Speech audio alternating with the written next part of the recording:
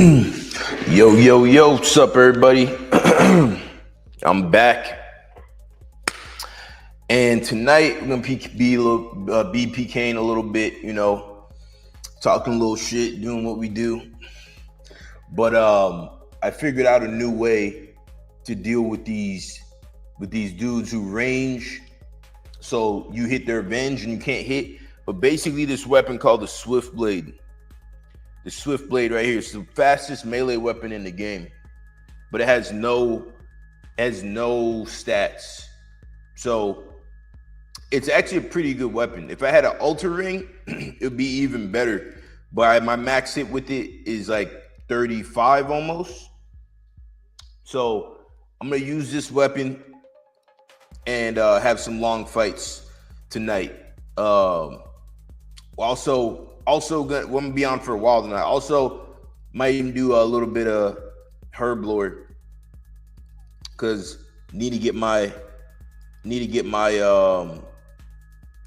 Herb Lord level up to 80, 82. So here we go.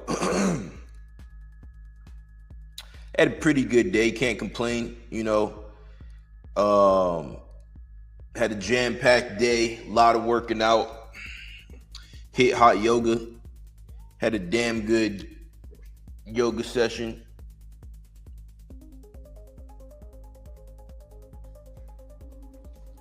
All right, here we go. Got our first fight. I'm gonna skip this dude because I already know he's not trying to fight.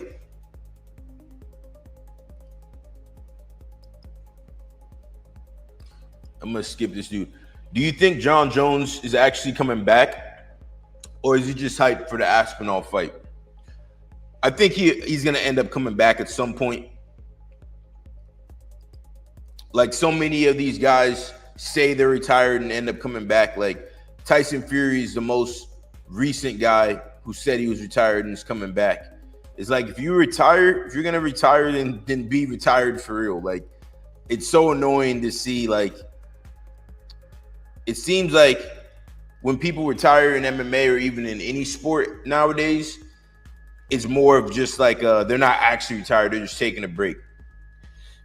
So I think he will come back. I think he's gonna be very cautious though. I think he's gonna wait, and when the right opponent shows up that's gonna be easy for him to beat, then he's gonna pop back in, whoop his ass, and leave.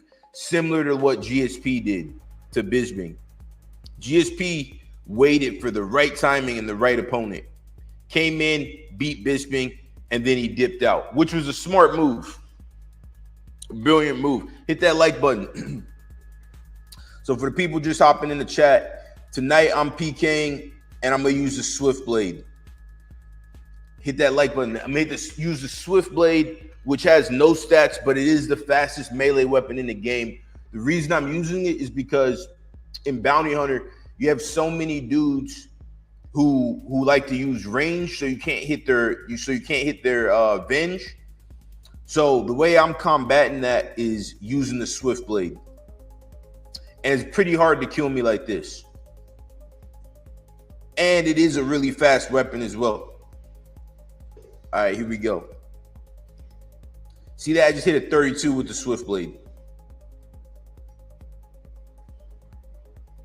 And the great thing about it is when you're using this weapon, you end up having really long fights. All right, here we go.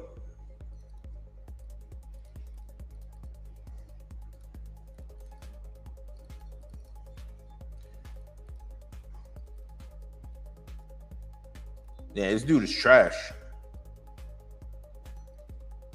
That was super trash. I don't know what dude was doing there.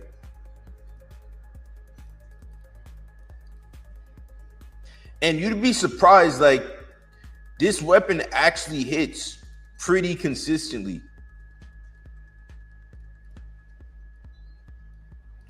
I know a lot of people use it for PVM. And I'm the first person I've ever seen use it in Bounty Hunter. And use it successfully. So The main things that I had to watch out for is, since this dude's in DH, you know, he can't hit me with a DH bomb. But boom, first kill with the Swift Blade. You know what I'm saying? You know what I'm saying? With a Swift Blade, bro. And he's like, he has no idea what just happened. I don't know why my emblem didn't upgrade. I don't know why it didn't upgrade, but yeah, that was an easy little 5 mil kill. You know, not including what I got inside of this tier 7 crate.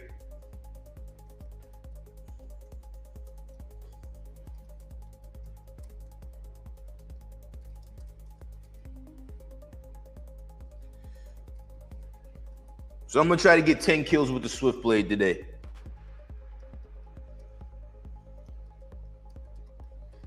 Here we go. I think there might be something big inside this crate. Nah, it's just regular stuff.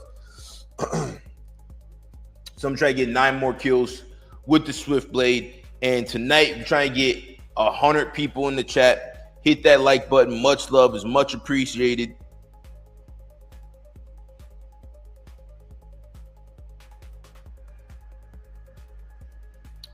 All right, here we go. For the people just hopping in the chat, I'm using the Swift Blade tonight, which is typically not a PK weapon. I'm literally the only person I've ever seen in PvP use a Swift Blade. What up, dude? What up, Smoker Addict? How you doing? Was Islam Makhachev's head kick over Dustin Poirier enough to silence doubters? Obviously not. Because, you know, a lot of people are already saying that Islam, actually the debate that's going on right now that I've seen online, people are asking who has the better resume, Ilia Topuria or Khabib Nurmagomedov. And I say Khabib, Ilia actually has a better resume than Khabib, you know? And I say that as a dude who really watches the sport, and I'm not about like, oh, the new guy's here, so we're gonna dick ride the new guy. Like, nah, actually, Ilia has a better resume than Khabib. But yeah, so Smoker Addict, I'm using the Swift Blade tonight. I'm the only PKer I've ever seen in the game use a Swift Blade.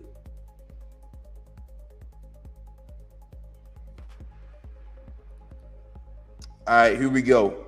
This dude never skulls, but I'm going to show you guys the power of the Swift Blade. I don't feel like sculling on this dude because I'm going to go ahead and skull just to show you guys like how good. Like, I feel like obviously I could die if I mess up, but I honestly feel like damn near invincible with this Swift Blade. And now, ooh, you know what I'm going to do? I'm going to use the G-Maul with the Swift Blade. That's going to be nasty. So with the instant hits and the speed of the Swift Blade on this dude in Void, I think I'm going to be able to get a nasty KO. I'm going to get another nasty KO. Here we go. All right, I'm going to skull on this dude. I'm going to skull on this idiot. And he's not even a blue skull either, by the way, guys. He's a fake blue skull. All right, watch this, guys. Watch the power of the Swift Blade.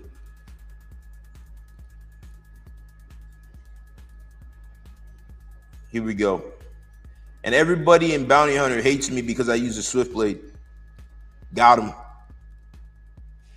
Got him. Destroyed him, guys. Hey, fucking wrecked them, guys, with a Swift Blade. So that's 2 kills. And the great thing is like, this is the fastest melee weapon. This is the fastest melee weapon. It actually does do damage on people. You know, a lot of people think this weapon is not going to hit, but no, it actually is a really good weapon. Now, if I had an altar ring, I'd be doing big damage. Babe, how you guys in the chat? How's your day been? You guys have a good day? Is it? What time is it where you guys are at? Are you in Europe, America? Where you're at? What's going on? I had a real busy day today. Taught some classes. Got a hard workout in. Did some hot yoga. If you've never done hot yoga before, highly recommend.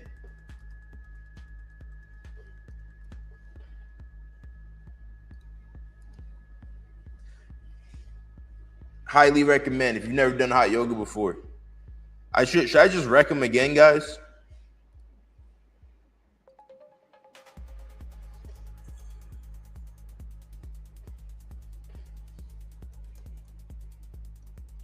And now he's saying this is a lucky opportunity. But yeah, so if you've never done hot yoga before, I got to fight. Let me lock in.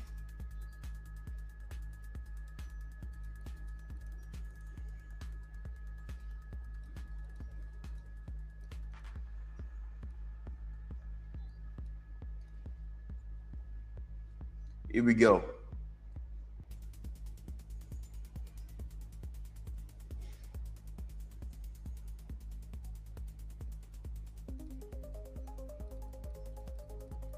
And you know, just like this dude, he was using this the alt dart, so I can't hit his venge. I'm doing the exact same thing with the swift blade, and people hate it.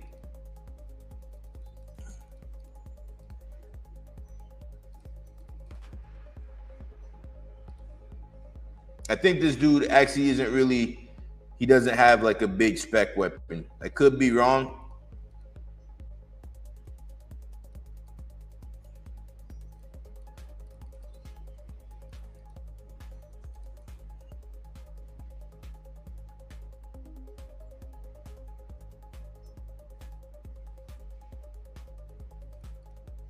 All right, there it is. Here's a Void Waker.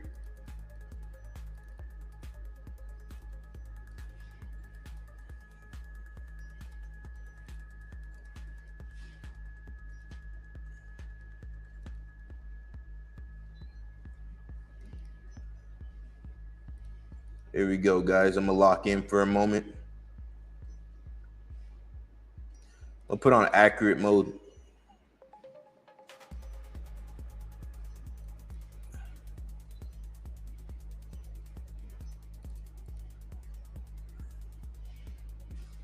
You can see, like, it's a pretty frustrating style to fight.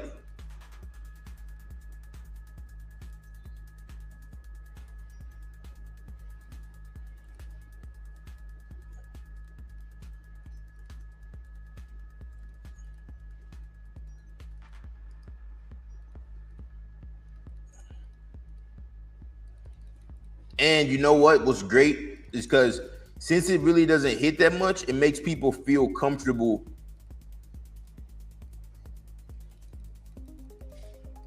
Like, I almost got him KO'd right there. He almost got me too. But it makes people feel comfortable, like they're not going to get KO'd. And he doesn't know my secret weapon right now. I got in my back of my hand.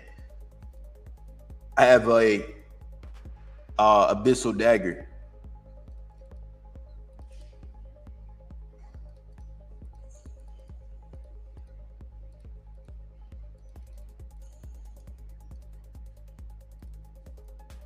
I'm gonna wait for the right moment and I'm gonna get him out of here.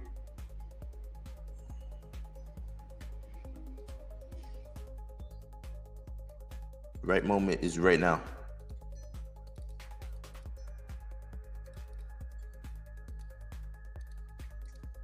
Almost, guys. Almost got him.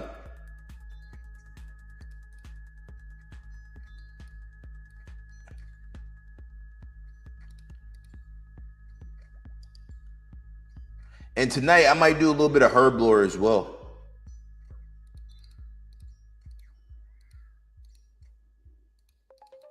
You see that? It's a very complicated style to fight.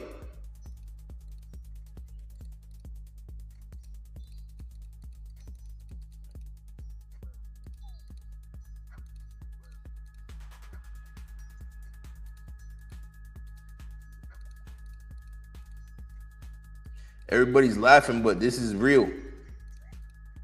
Look at him.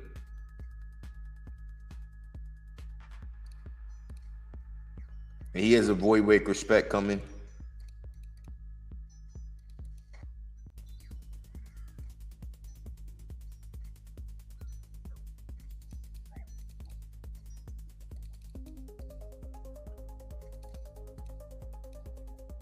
All right, he ran.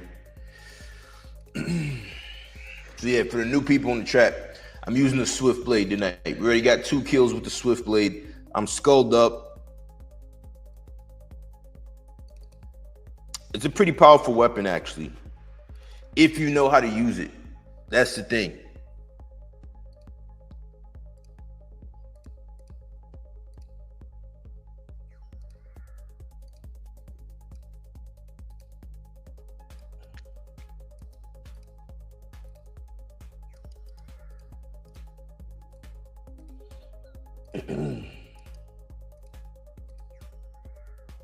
Let me know how my audio sounds as well.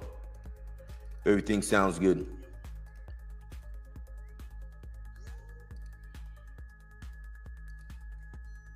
Okay, this is a smart move by him. He switched up his weapon choice.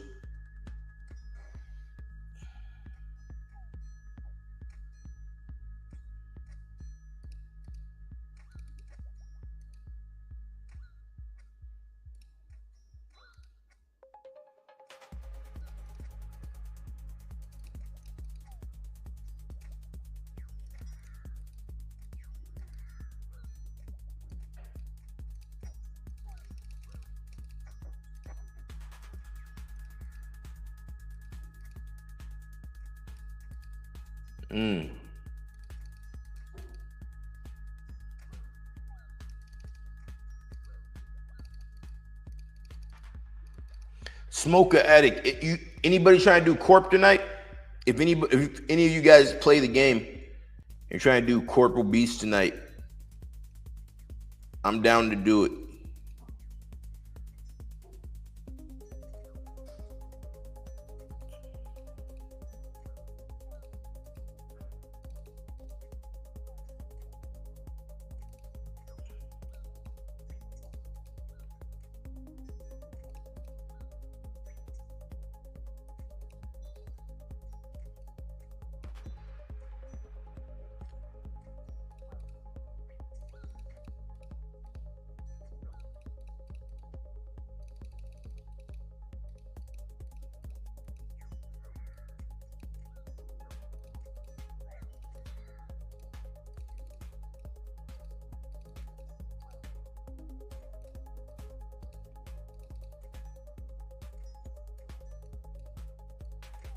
All right, here we goes.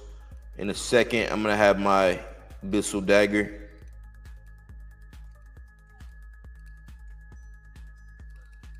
Almost got KO'd.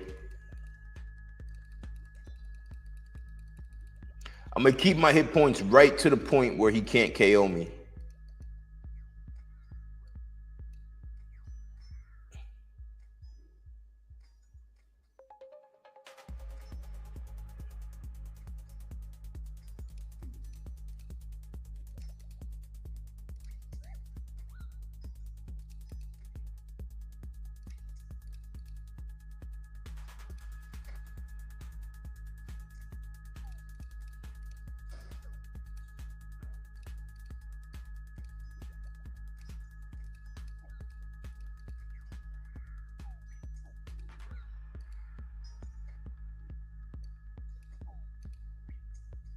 Almost got him.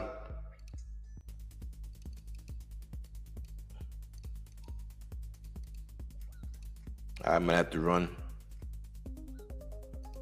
The poison is doing a lot of hits on me, so I'm gonna have to run right here.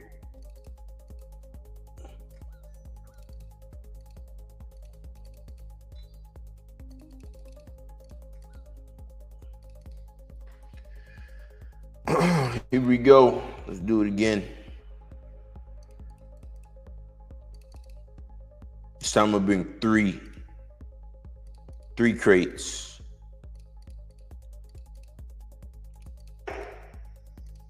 Hey, any of you guys see the Diddy the Diddy shit going on. Looks like he's gonna get off.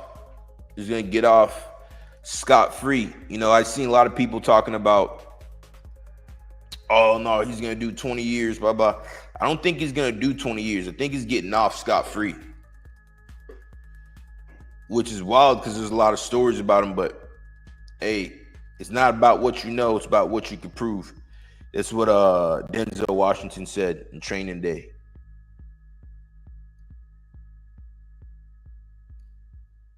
All right, here we go. Let's get back to it. I forgot to get anti-poison again. So basically, this style is just about being as fast as possible.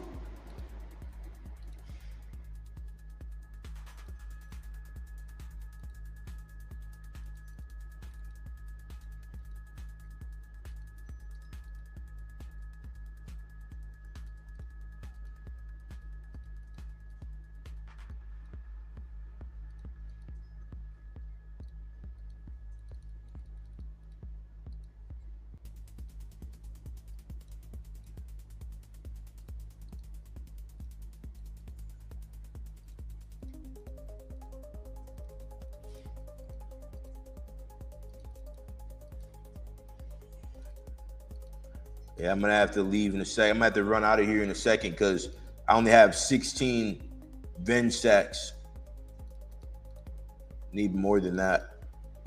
But the potential I see with this style is it has high ability to smite people because people are willing to engage with it because I'm risking a decent amount of money.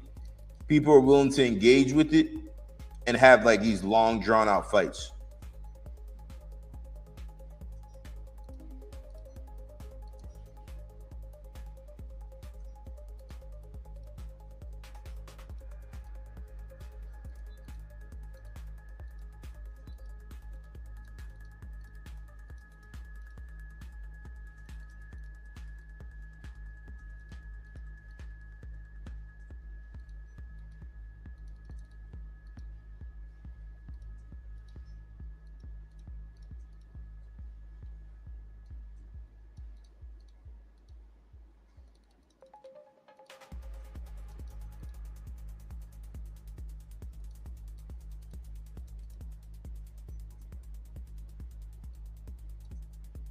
All right, now I have 30 seconds to get him.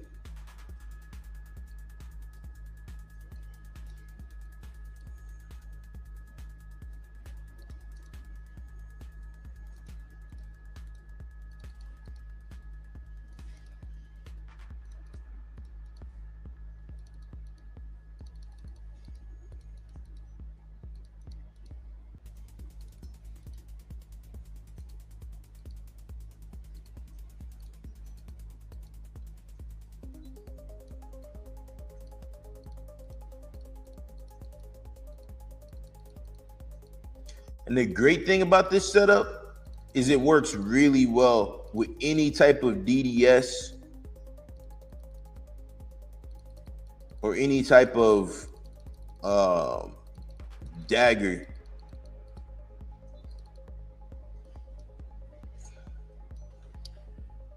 All right, here we go in a second, guys. I'm about to KO him right now, right here. Watch this. 10 people in the chat using the Swift Blade tonight.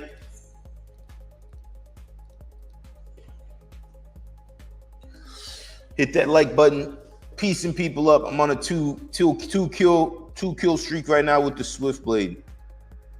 Never been done before, never been seen before.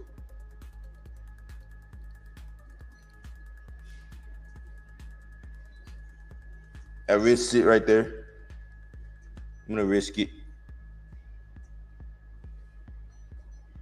Yeah, he went for it, but it didn't work. All right, now I'm gonna chill out because he's about to have a spec in a second.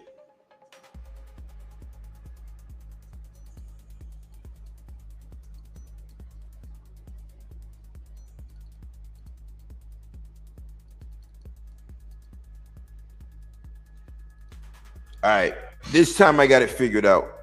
He's gonna get skipped because we only have a few seconds left, but I have it figured out now. But this has never been done in the game.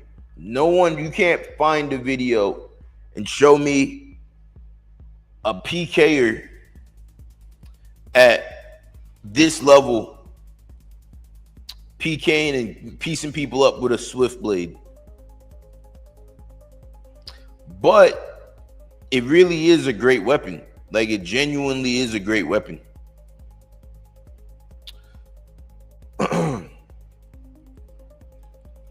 All right, here we go. I'm about to go back out. Hey, if anybody's playing the game right now, if you're trying to do court, hit me up. Let's go to court in about 2 hours. Hit that like button. All right, here we go. Let's go. 10 people in the chat. Let's go. We can keep the kill streak going. I'm going to lock in right now. Show you guys how it's done with a swift blade. But yeah, WHMA asked earlier. I'm going to fight this guy. WHMA asked. I was like, what the fuck just happened? WHMA asked earlier if I think John Jones, 12 people in the chat, hit that like button. If I think John Jones is actually retired or if he's just waiting for the right opponent. And I think most of these guys don't actually retire. They just kind of, when the opponent comes, when that payday comes, I'm going to show you guys the power of this swift blade right now against this guy. This guy's in maxed out gear, by the way.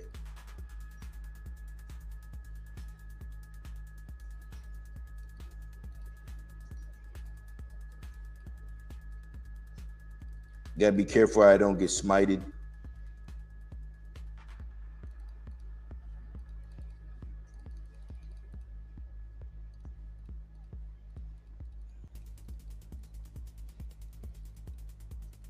Gotta make sure I don't get smited here.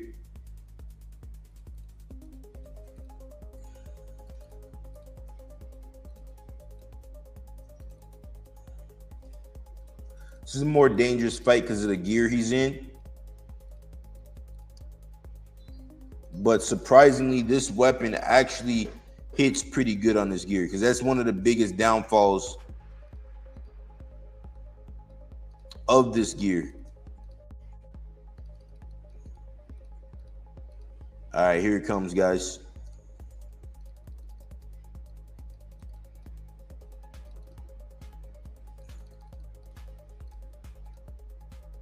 Here it comes.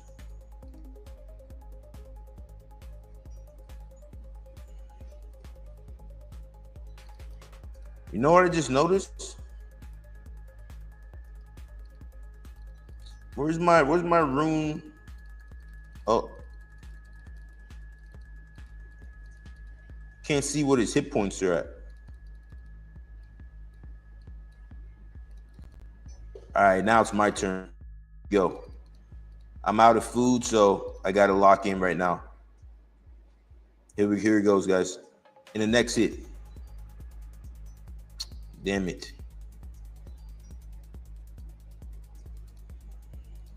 All right. I'm going to have to run.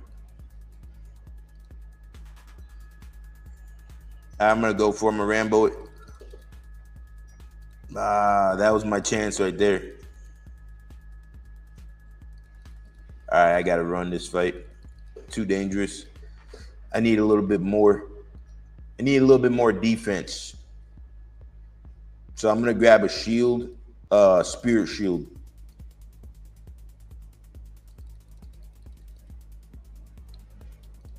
Just need a little bit more defense in this setup right here.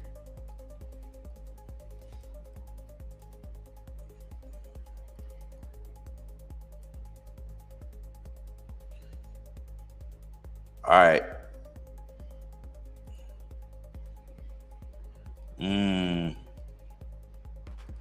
Yeah, I'm gonna have to keep the defender on because I don't have enough slash bonus with the spirit shield.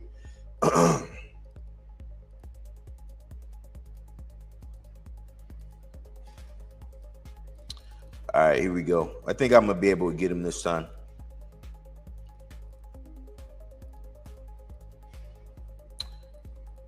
It only takes one good Gmaul spec.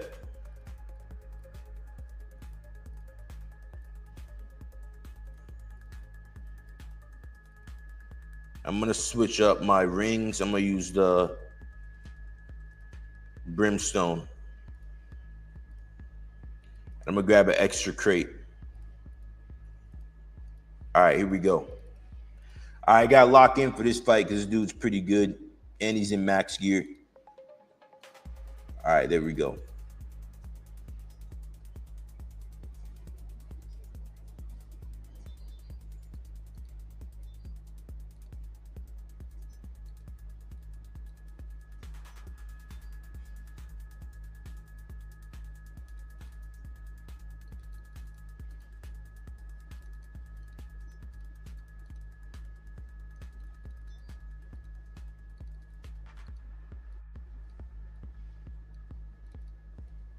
This is such a troll setup, but it works though. You know what I'm saying?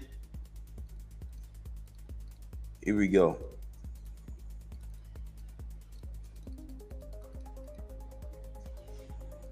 All right, here it comes, guys. He's about to get KO'd.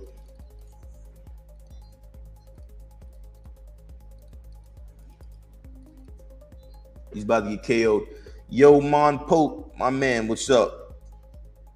How's your day going? Almost got him right there. Risk it. Nah, I'm not going to risk it. And now I'm going to switch it. But yeah, you guys know what I was thinking. Like the last couple months, I've been working my balls off, getting in really good shape. And now it's starting to really pay off. You know, I was at hot yoga earlier before this, and I could just see the shape I'm getting in. You know, because I'm looking to fight in a few months again, which would be my comeback fight. You know, I'm a completely different fighter than I was in the past. You know, much more skillful, much more understanding, much more. Have a bigger understanding of the fight game. Oh, let me lock in for a minute right here.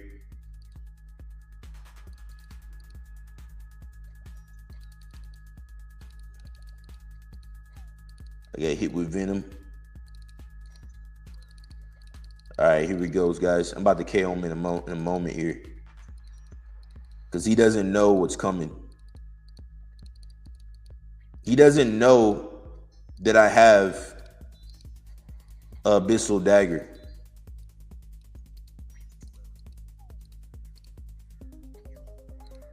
And I gotta be fast right here because of the Venom. All right, here he goes. Damn it, I showed my hand. Shit.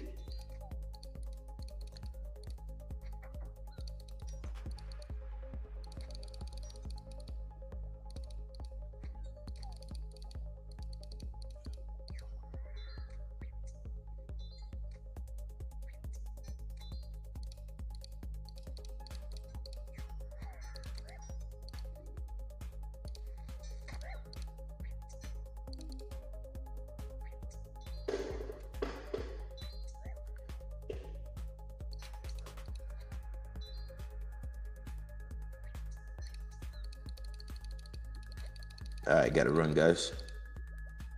Could have got KO'd right there. Got a fat. First time watcher here. Good luck, Beast. My man, appreciate you. Hit that like button. Trying to get 1,000 people or 100 people. Actually, you know what? Fuck it. Let's try to get 1,000 people in the chat tonight. You know, let's not cap ourselves off. But yeah, like I was saying, you know, took me a few months to get in really good shape to where I'm at now, and now I can really zone in and get in maximum shape. It just made me realize, my man, Alan Moet, my man, appreciate you. Hey, and if any of you guys are playing the game and want to do corp, I'm down to do corp. I'm trying to get some big kills, get some big drops tonight. But yeah, it just made me realize, like, you know, everything you do takes like a good amount of time for it to materialize, you know. So whatever that big thing is you guys are working on or working towards, you know, all the work you're putting in might feel like it's not happening, but it is happening in the background. So yeah, that's just something that made me realize it, because I've been working hard I'm gonna watch one of your fights. Tell me which one you recommend. Watch my fight with Patrick Becker. You'll see on my channel. It's one of the first fights on my channel. Adzo versus Becker. It's a good fight. Whooped his ass. But the next time I fight is gonna be something different. It's gonna be something special, you know. I've been working a lot of different moves. All right, I got a lock in because I got this dude right here who's a super clown. Central C. I'm actually gonna skip him. If he does any goofball stuff, I'm gonna skip him.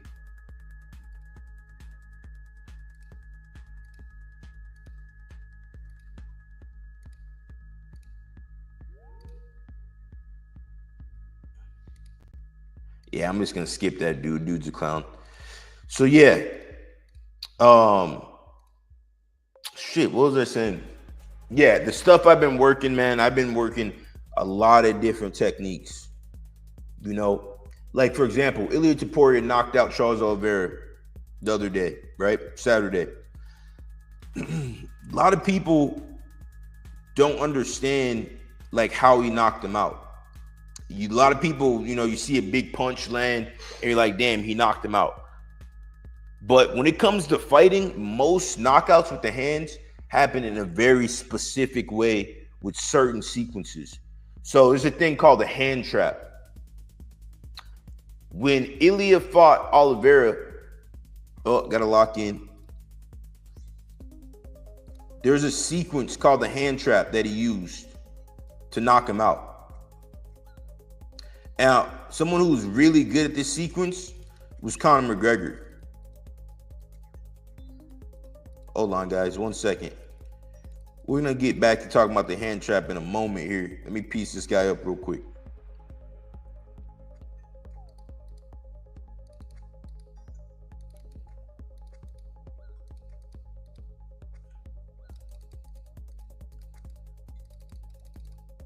So yeah, there's a thing called the hand trap when it comes to fighting. And Oliveira, all right, here it comes, guys. I'm just gonna go for a crazy dumb spec right now.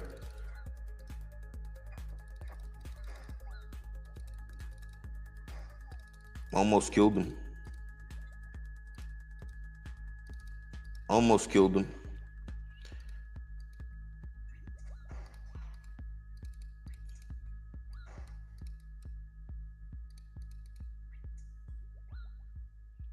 And now I know I have about, you know, right now I have about a little bit less than 15 seconds before he can venge again.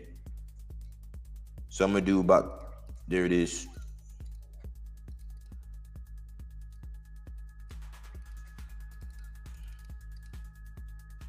I timed it wrong. But yeah, so there's a thing called the hand trap. All right, so when you see Ilia fight Charles Oliveira and he knocks him out with, I believe, a right hook, what you didn't see before that is he went to the body. And now, well, I'm gonna show you guys what I mean. This takes a little bit of focus to really show you what this means exactly. So for example, Ilia's fighting Charles, right? Ilia goes, I'm gonna show you guys exactly what I mean. Ilia goes boom to the head, then he goes boom down low. Now, if you imagine if you're fighting me, if you throw, I'm in orthodox right now, right?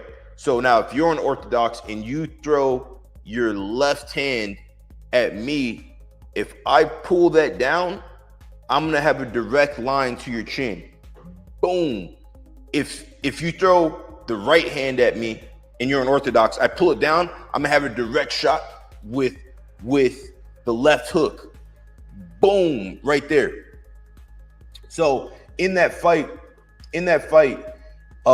Ilya trapped Charles Oliveira's, he trapped his left hand. And then boom, this sequence makes it to where you have a direct shot to someone's chin. So even if you don't fight professionally, but you're just like, you never know, you might get into a street fight, and this is like stuff that's pretty important, you know, might save your life. You never know. You watch most knockouts actually at high level fighting, they do these hand traps. Like for example, Alex Pereira, perfect example. Most of his knockouts come from hand traps, specifically his left hook. So this is the type of shit I've been working over the last year. And you're gonna see it in my next fight. You know, just understanding the game a little bit more on a deeper level. All right, here we go, guys.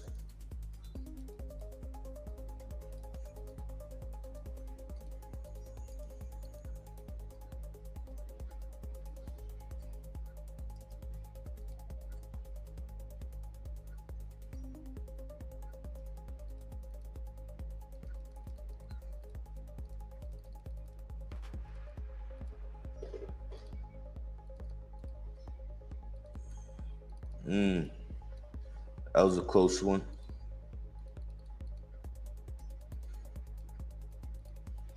I'm using a Swift Blade, by the way, for new people in the chat who never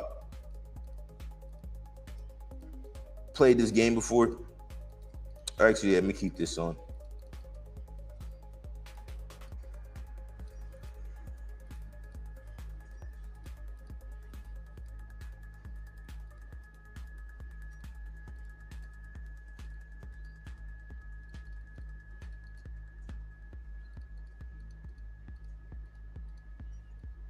And so yeah, this is like the equivalent to people when they use range in this game, so you can't hit big on their venge. Now use a Swift Blade, people can't hit big, you can't hit big on their venge, and it's basically the equivalent. So it nullifies their venge, and now he's gonna get cooked. That's 3 hits back to back, and it makes it to where they usually don't really check their prayer that much.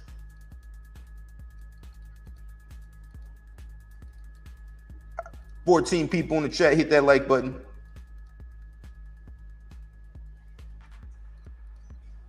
Here we go. You'd be surprised how many kills I get with this Swift Blade. Here we go. Now his venge is out the window.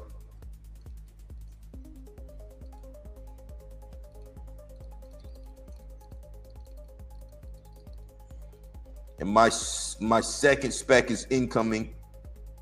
He doesn't even know I have it. Here it goes, guys. Let's go. Give me a big hit. Give me a big hit. Let's go. Saved. He got saved, guys. Barely got away. By the skin of my nutsack, he barely got away. Hey, don't be a weirdo. Hit that like button. New people in the chat, don't be a weirdo. Hit the like button. I'm trying to get 1,000 people in the chat tonight, live. I don't care how far-fetched that is. I'm trying to get 1,000 people in the chat tonight, live. 14 people in the chat. Don't be a weirdo. Hit that like button. Let's go. We're using a Swift Blade tonight. Big risk. Whooping people's ass on RuneScape. You know how we do it. Whooping people's ass in real life as well. You know how we roll. You know how we do it. Here we go. Trying to get a T10 tonight as well with the Swift Blade being used. T10 with the Swift Blade. And who knows, we might get a big smite as well.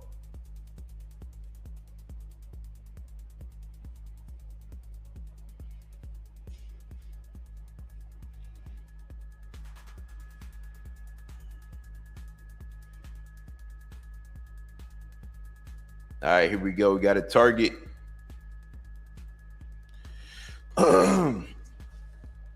Should Sean Strickland get an immediate rematch after his controversial loss?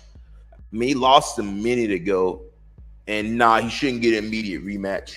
Only people who should get an immediate rematch are people who are like long-time champions. You know, who have multiple, like Israel Adesanya. He deserved an immediate rematch, you know, because he held that belt for so long.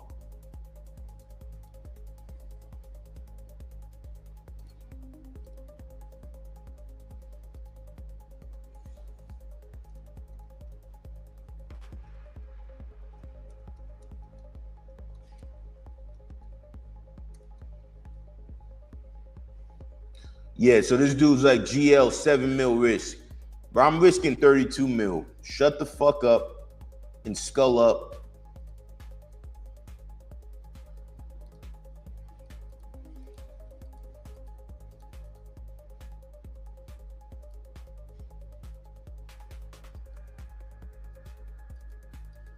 This dude's gonna try to run up in a second. I keep an eye on him. 13 people in the chat. Don't be a weirdo. Hit that like button. Don't be a weirdo. Hit that like button. All right, here we go. I'm waiting for this dude to come back. Mom's build. But yeah, like, unless you have multiple defenses as a champion, if you lose the belt, you shouldn't be getting an immediate rematch. Like when Sean O'Malley got the immediate rematch over Merab, it made 0 sense.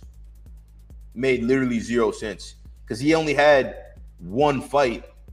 See, someone like this is a perfect person to use the Swift Blade on. I'm going to attack this guy. This is their picture perfect. Watch me get KO'd.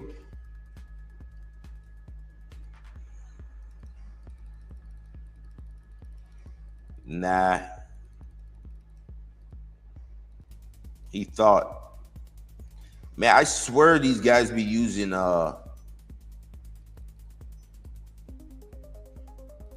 all right, here we go. Got to fight. I swear these guys be using like some sort of program.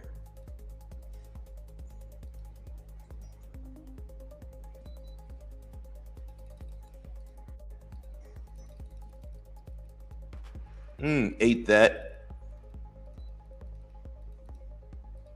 Lucky me.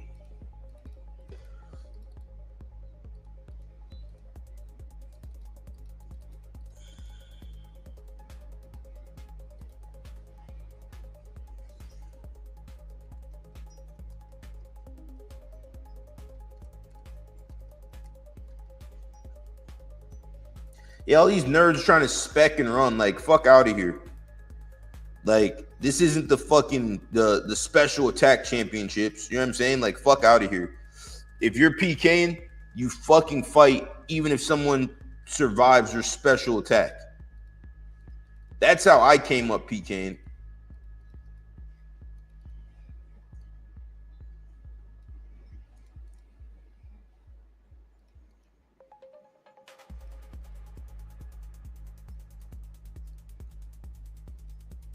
All right, here we go, guys. 15 people in the chat. Hit that like button.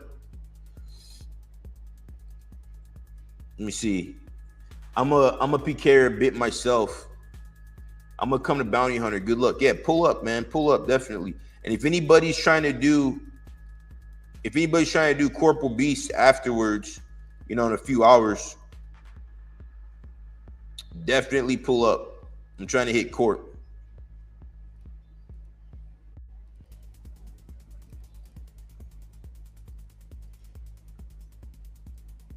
Here we go.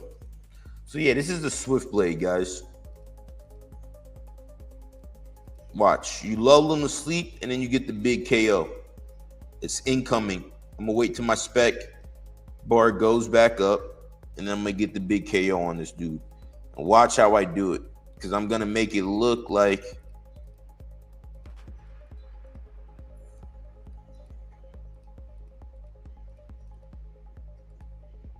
it didn't play out the way I expected it to.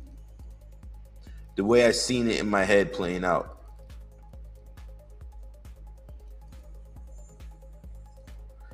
Yeah, it didn't play out the way I seen it playing out in my head.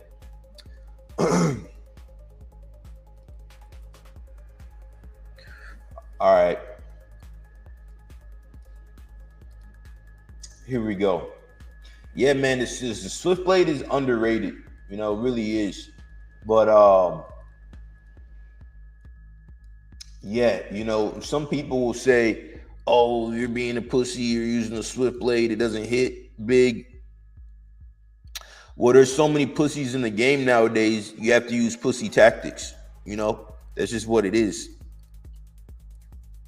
You know, there's a lot of pussies in the game who want to use range, and so they can't hit your Venge. So fuck it. I'm gonna use a Swift Blade on your punk ass, and you're not gonna be able to get a Venge off. And that's just what it's gonna be. Here we go. Hit that like button, guys. 16 people in the chat. Don't be a weirdo. Hit that like button. Here we go. Let me lock in.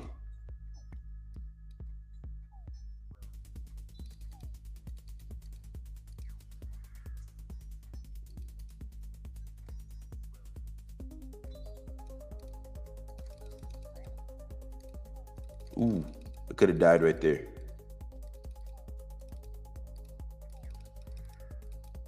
Could have died right there as well. Got to be careful here. Now I have a short amount of time to get him out of here before his Venge comes back. And the way I do it, I count in my head, so I know I have about 10 seconds left.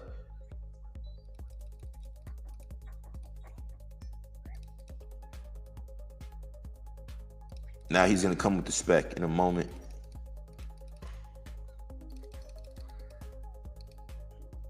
See that?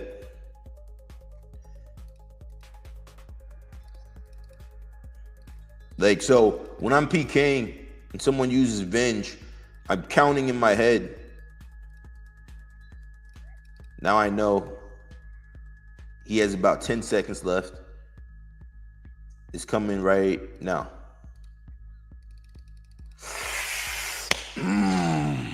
Fuck. Fucker got lucky. All right, but anyways, it's better when I'm unskulled. Also, question: why don't you use Surge Potion? Because I don't have 82 Herblore, but I don't have 82 Herblore, but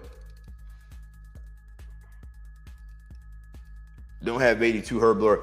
But that's one of my next things I'm gonna be getting. So I actually bought a bunch of stuff today to get 82 Herblore, because that would really change the game for me if I had Surge Potions. All right, here we go.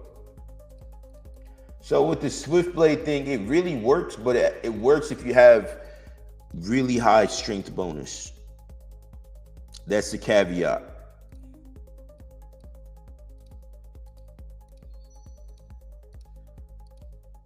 I'm gonna use a Stadius Warhammer now. Let's see if that works. And the idea behind the Stadius Warhammer, it brings down defense. Yeah, bro, you could boost at 78 too. Oh yeah. So 78, you know, actually later in the, how long do you think it would take me to get 78 Herblore from 53? Think it'll take like what, 2 hours, 1 hour? Realistically, if I go hard, how long do you think it would take? I used to have an account that had 99 Herblore too, but it's been a minute. I'm mainly just PK nowadays, so I haven't done Herblore seriously in a minute. How long do you think that would take? 53 Herblore. 53 Herblore to 78. Yeah, man, I'm about to upgrade my account heavily. You know, I'm about to go do a bunch of quests, do all the skilling nonsense, just do all of it, you know? All the stuff I've been neglecting. Let me see. got another Swift Blade. I got one more Swift Blade to die with. So this time I'm gonna play around. I gotta go to Lumbridge.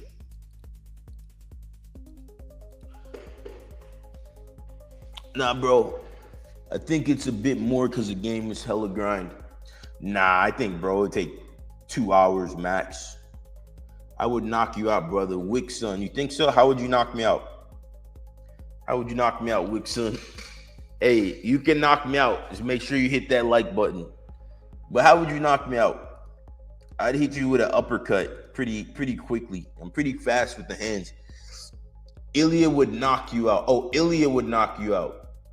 I doubt that. I seriously doubt that. Torva parts the Swift. Oh, that's a great idea. Fucking smart. And here's why I say Ilya would not knock me out. Ilya's too small, bro. I'm a fucking heavyweight.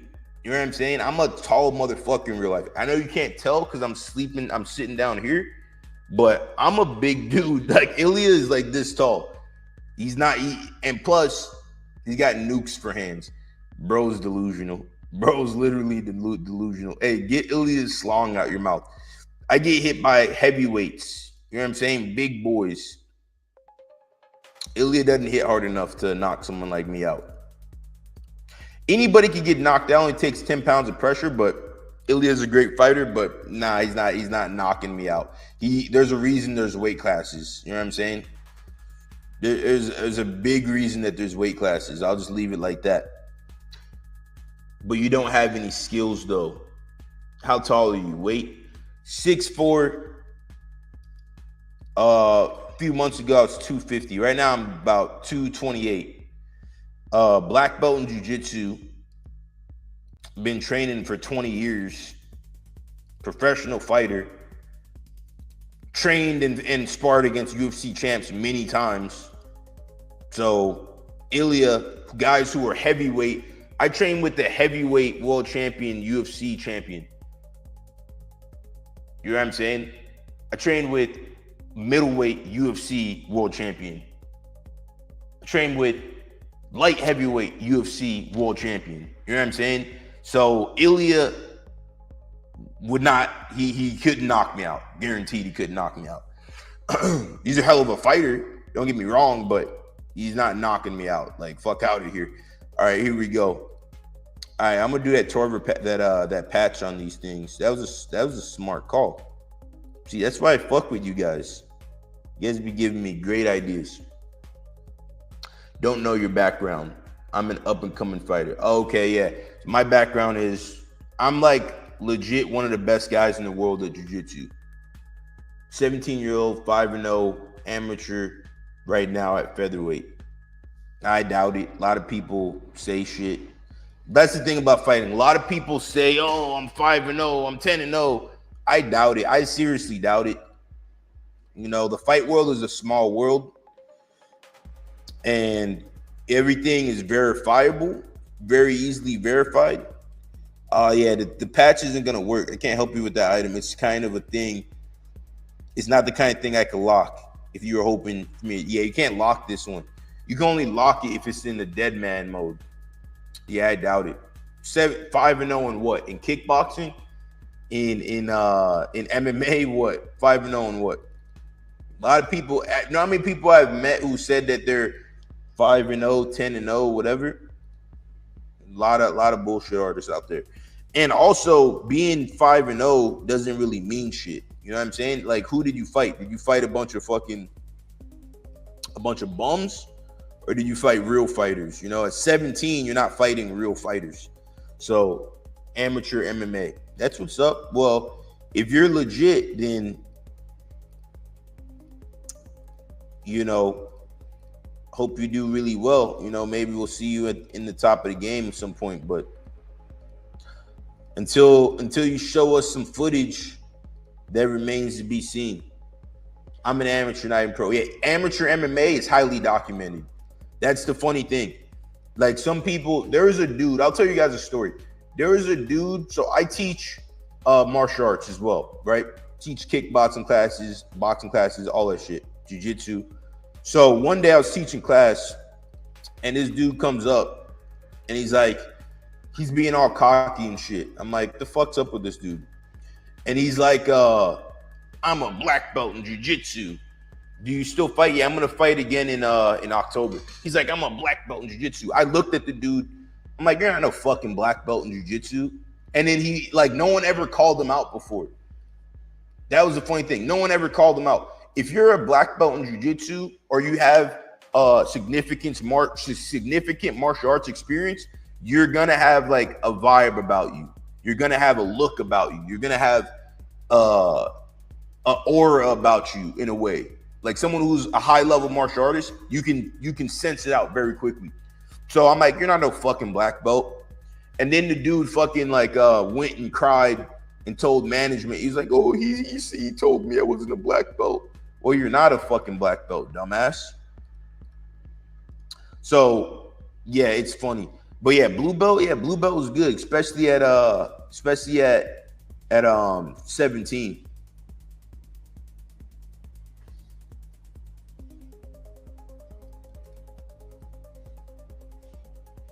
Especially at 17, you know. But yeah, if you're truly 5-0, keep it going. You know, for me, I started training when I was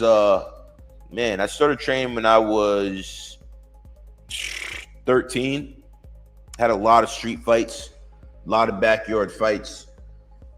And now I'm 31. So I've been doing it for a long time. Had so many fights. Couldn't tell you how many fights I've had. But I love it, you know. So yeah, I'll be back in the cage in probably October. That's what I'm thinking. And I was just saying, so Wixon. So if you're a fighter, this is something that you should know. All right, so this is very important. Bro, you've seen these heavyweight fighters. You should fight ASAP. Yeah, but I'm not a heavyweight. I'm a light heavyweight. Got to fight. Yeah, one of my buddies just got signed to the UFC at heavyweight, Sean Sharif. So, but yeah, if I go on like a 4-fight win streak, I think I could get in there pretty easily. Honestly, they need fighters drastically, especially in the heavier weight class. There's just not many. Ooh, look at that! Almost got him out of there. Look at that with a swift blade, guys.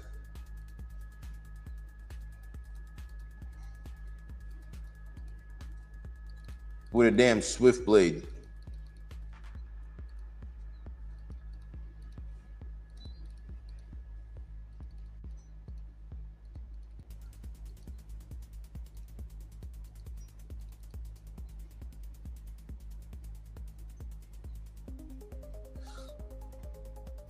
Sean, the Palestinian guy? Yeah, it's one of my good friends. Yeah. Sean Sharif is one of my like very close friends. You know, we fought, like, if you look at my page, when I fought Patrick Becker, he was the co-main event for my fight on that day. So, you know, he got in the UFC. It was like a short notice thing. You know, someone got injured or something like that. And he got in. You know, he was on like a 4-fight win streak. And now he's in there, you know, and he's going to fight again, I think, probably around the time I'll be fighting, probably around October. Bro, how do you make light heavyweight? You look like a real heavyweight. Bro, I used to fight at 170 pounds. Now, right now, I've been losing weight. Right now, I weigh about 228. Earlier in the year, I was 250. So, bro, I used to fight at 170 pounds. That's one thing I'll say in your MMA career, don't cut too much weight. That was the biggest mistake I ever made, was cutting too much weight. So some of the fights I lost was literally because I was cutting to 170. And when you cut that much weight, you really drain your body. So learned a lot of lessons. That Rampage Jackson's storyline. I'm a lot different than Rampage. But yeah, I trained with Rampage. He was one of the first guys that actually, when I moved to California back in the day, trained at this gym that Rampage trained at. And it's funny because, you know, when I was younger, I'd watch Rampage. And then when I moved to California, I was actually training with him, and I got to spar him. It's like a little light spar or whatever. It's like a regular spar. It was like when he was about to fight Fedor. But yeah, it's just interesting. In my last fight, Rampage was actually in the crowd. Rampage was at my last fight. Tony Ferguson was at my last fight. Who else was there? Nate Diaz was at my last fight. Like it was funny because a lot of guys that I watched my whole career, my whole life, you know, growing up, whatever. Now these guys were watching me fight. Like at my last fight, it was like this. Rampage was there watching me fight. Tony Ferguson was there watching me fight. I seen Tony in the like grocery store a week before, and I told him about the fight, and he actually came to the fight. Tony Ferguson's a cool dude, like genuinely a cool dude. Nate Diaz was at the fight. Who else? Chris Lieben was at the fight. 4 people that I watched growing up, you know, and they were watching me. It was crazy. It was surreal.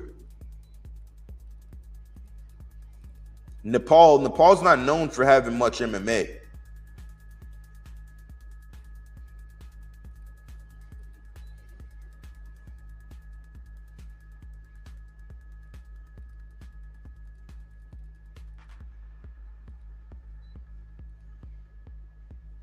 Now I'm gonna wait. I'm gonna suck up the clock a little bit. See if he runs out. Yeah, he ran out. It's a dream for me. Damn, that must be cool, fighting in front of legends. The only UFC fighters I've seen were Zhang Weili, Gaslam at Thailand, Bangkok. Yeah, it's a growing sport. We have NWC promotion in Nepal. I fight there. Oh, that's what's up, man. Yeah, Nepal. I met some cool people from Nepal. Good people out there.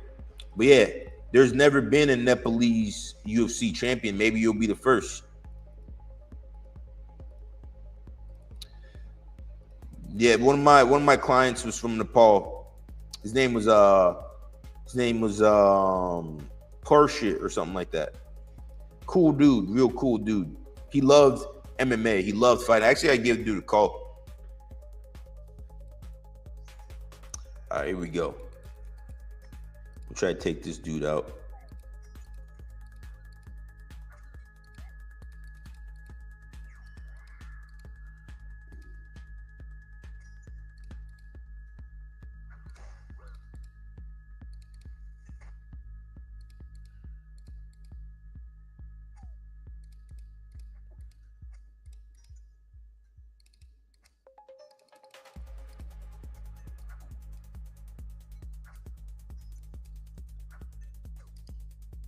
Damn, this Swift Blade is doing damage, guys.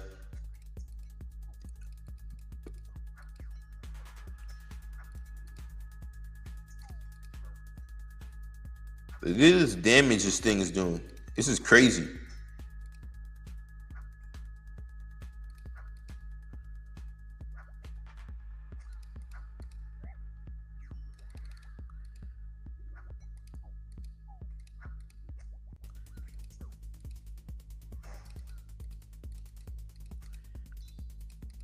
Hold on 1 second, guys. Gotta lock in for a moment. They can't beat the Swift Blade. Who got, Holloway or Poirier? I got Poirier. No. I got Holloway. I think Holloway is going to be a little bit too fast. And considering the way, you know, Dustin Poirier and Holloway, they were, you know, a similar, to a degree, style of an opponent, and they both fought each other. considering how well Holloway did in that fight, I'm going to go with Holloway.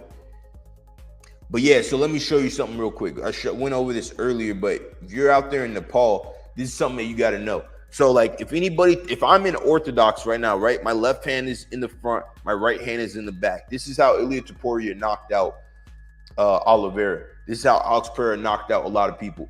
So I'm here, right? If you throw your left hand at me, right?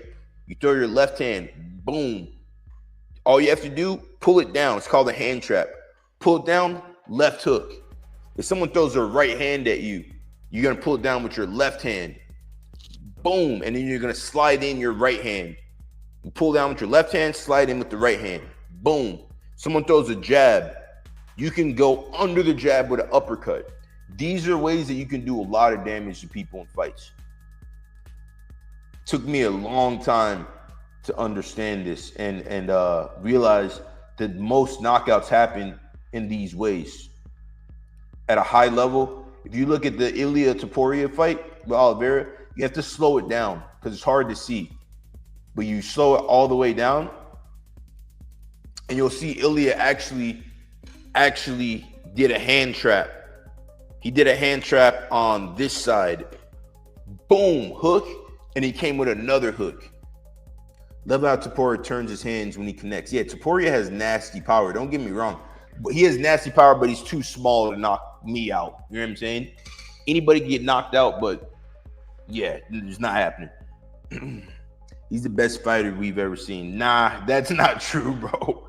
He might be the best fighter you've ever seen because you're 17. But nah, John Jones is much better than Ilia. You know, John Jones is the most complete fighter we've ever seen.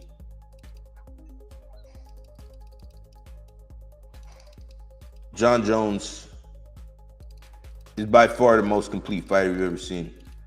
And his resume speaks for itself, you know.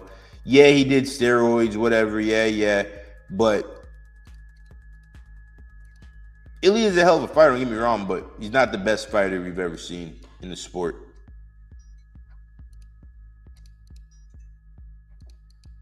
Not even close.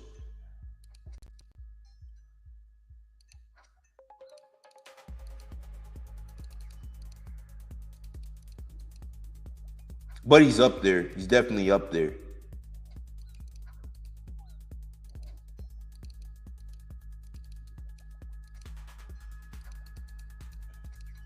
You know what I just realized? That this would actually work better with a Dragon Dagger. Dumbass. Got him. Got his dumbass. You guys see that? But he's the GOAT. I mean, he's definitely not the GOAT. It's way too early for people to be calling Ilia Topuria a GOAT. You know, he's definitely a good fighter, but he's the GOAT. Oh, you're talking about John Jones. Yeah, bro. There's a game username Proofa. I'm muted, so good luck. Yeah, bro, I'm in there. Game username Pure Ufa. I'm gonna add you right now. My PM is off. I'm gonna add you. PEUFA. Hey, if you're trying to go hey, I just added. If you're trying to go to oh, there you go. I got you. If you're trying to go to Corp after, we could duo Corp. Oh, there he is. Perfect. I see you. Oh, he looks like a beast. So, can you fight out of both stances? Yeah, I got multiple attacks out of each stance. Like Southpaw, I have a lot of different attacks out of Southpaw that I'm better. Like a lot of different kicks, I'm really good at Southpaw. And basically for me, the way I use it is like if I'm fighting somebody, this is my new style as well, stuff that I've developed over the last year or two. If I'm fighting somebody, you know, I'll switch to Southpaw to just to cover more range, you know, like in between the sequences of punches and kicks. Real nerd shit with the fighting. I'm southpaw, but my jab's better from orthodox. Yeah, most people are like this. They have, you know, their style, but they have things in orthodox that they're better at. And I think the way that the game is going, the way the fight game is going, you, especially young guys like yourself, I think in the future we're going to see more people being ambidextrous type of fighters, but not ambidextrous in the sense that every single move you have is perfect from one style, but you know, maybe like you have moves from one style, and in the transition, like for example, let's say you have a jab cross hook, right? Or a jab cross hook right kick. You miss the kick, you spin through a tornado kick, boom, shit like that, you know, or jab cross hook, step forward, now you're in southpaw, cross, spinning back kick on that side. You know, there's a lot of different ways to skin a cat. You know what I'm saying? That's what they say. Let me see if we get a fight with Perfa. How do you beat Taporia like a game plan? A lot of kicks. So the way I would go and fight Taporia would be a lot of push kicks, a lot of teep kicks. The boxing has to be on point. Taporia, we've seen him in fights early on in his UFC career. He got hit with a big knee. So I would practice a lot of knees up the middle. I practice a lot of knees up the middle. I'd practice a lot of uppercuts up the middle. I'd practice a lot of long range kicks. My ground game is pretty good. I would practice a lot of different ground sequences, a lot of different arm locks and chokes. But that's how I think you beat him. A lot of body shots, a lot of knees up the middle, shit like that. And a lot of good footwork. Fizzy, oh shit, we got Fizzy in the house from London. What's up, brother? How you been? Haven't seen you in a moment. Hold on, guys. I'm about to show you something I got from Fizzy in London. Hold on, is this Fizzy from London or Fizzy from RuneScape?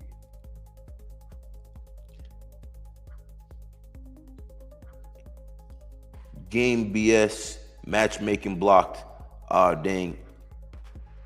Yeah, it's gonna take like a few minutes to get that back.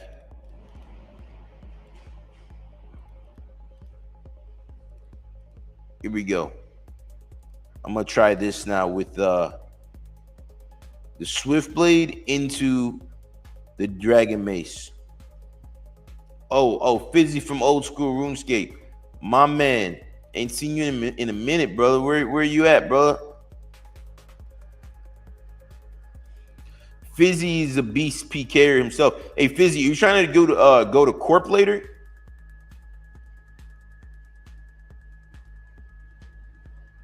I'm trying to do Corp later. I'm trying to get some big kills at Corp. So this has never been done before in the game. No one's ever been out here PKing with a Swift Blade at this level and piecing people up.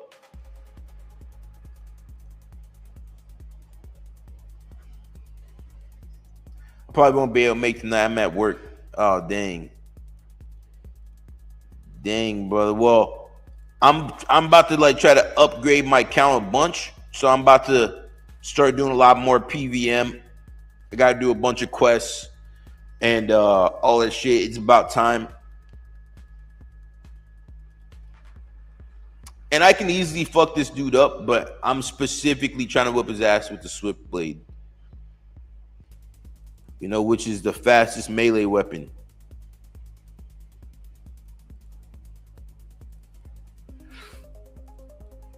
If you got any ideas how I can make the Swift Blade even better?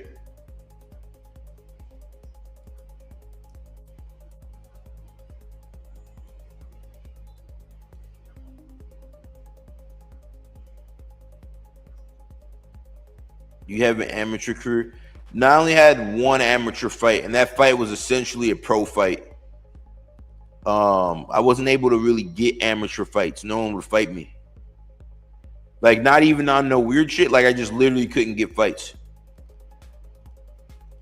You know, like when I moved to California,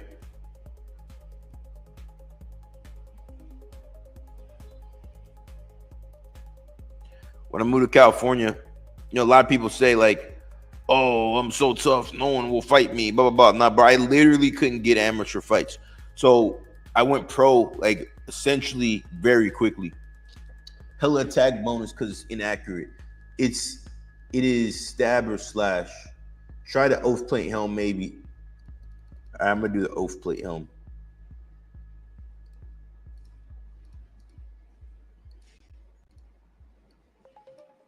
But I had one amateur fight, and if you watch it, it's literally a pro fight. I had it in Iowa. We were throwing knees, everything. You know, when I moved to California, I was like, great. Like, I'm going to be able to get amateur fights, blah, blah, blah. Couldn't get any amateur fights, bro. Like, everyone would pull out a fight. Like, no weird shit, no bullshit. Literally, everyone would pull out of the fight. So I had to go pro pretty early on. Yeah, graveyard hours. Damn, bro. What do you do, Fizzy? What do you do for work? I thought you were an OnlyFans model. Learn something new every day. I could have sworn Fizzy was some OnlyFans, like, supermodel or some shit, no? I'm fucking with you. But yeah, check out the stats on it. 1.8 speed, which is pretty fast. Fastest melee weapon in the game. Could you imagine if they just made this thing just slightly stronger?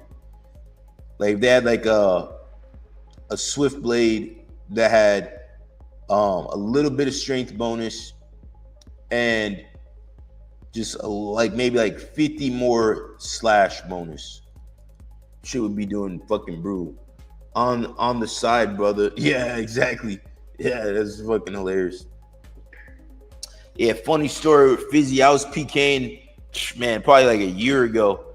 And me and Fizzy would just go back and forth PKing. It was back when my account was a Barrows peer. And we had some good fights. And that's how me and Fizzy became friends. Yeah, no one's trying to fight in Bounty Hunter right now. Too many pussies. But this is the current setup. Pretty decent stats for a Swift Blade. You know, I can hit like 35s in this setup. And no one can really... The reason I'm using this setup is because everyone in Bounty Hunter likes to use range. Yeah, I was using the Guthin setup. Yeah. And maybe I'll pull out the OG Guthin setup here in a second. I only play UFC 5. UFC 5, good-ass game. You want a real good UFC game, play the UFC, the first game. See how this dude's only using range? So that's why I use the Swift Blade. Because with his range, I'm not going to be able to hit a big Venge. So the Swift Blade is kind of the equivalent to what he's doing. Here we go. I'm going to lock in for a second.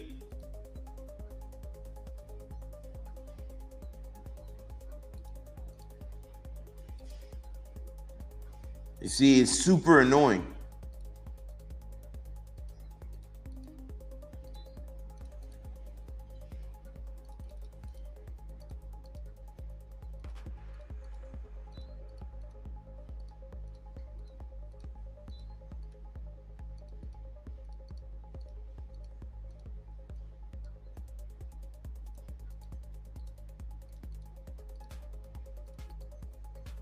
Here we go, guys. It's coming. Pretty sure this dude's using a Void Waker. Yeah, he is.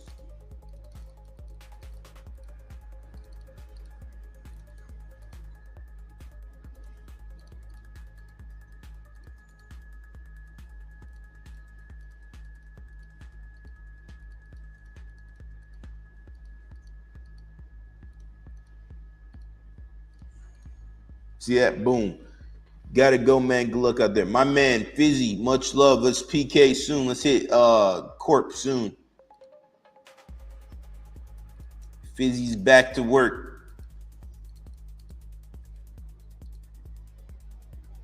I'm working too, actually, right now.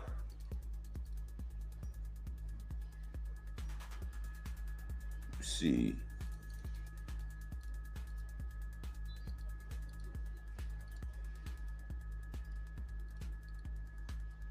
See, the thing is, the reason I use the Torva helm is because it seems the Swift Blade works better with stab.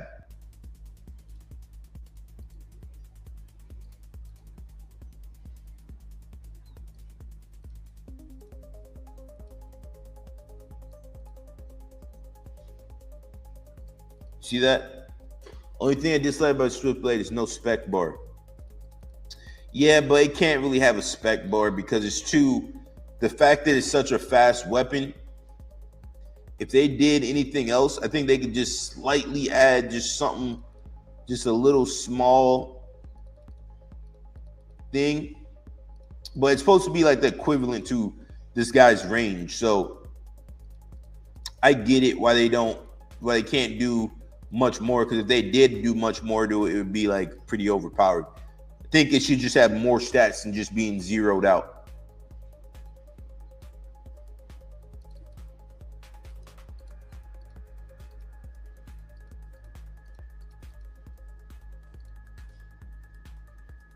It's not hidden.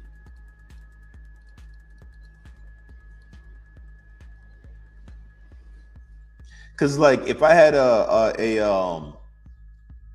like you imagine if I had on a what's it called? Altar ring, I could hit pretty much 40s. I can hit 40s with this shit if I have on an altar ring. And for the speed that it hits at, here it comes, guys. Here comes the KO. It's coming.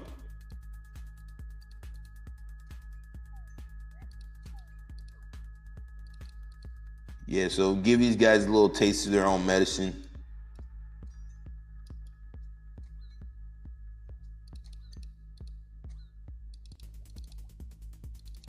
So he's trying to wait till he has 2 specs.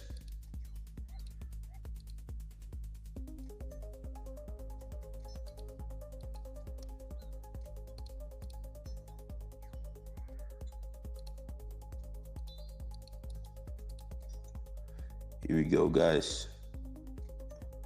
Almost out of prayer. Yeah, he ran like a little bitch.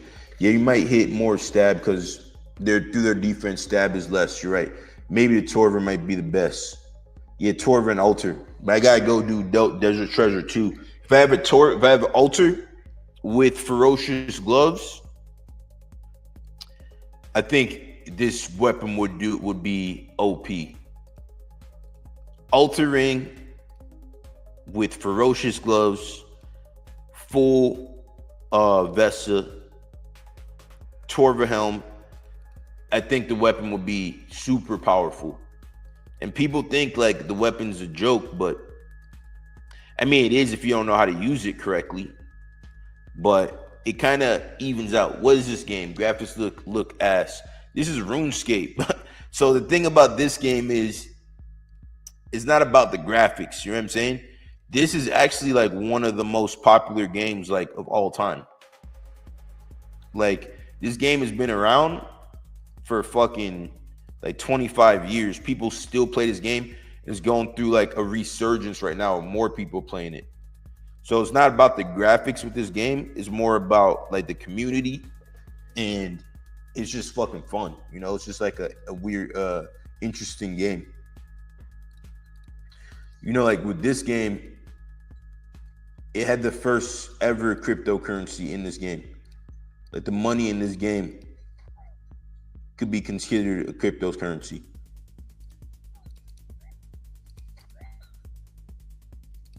Yeah, you guys see that? And the thing is, the reason why I use stab as well is because it works seamlessly with the Abyssal Dagger. And the Abyssal Dagger is actually a stab weapon.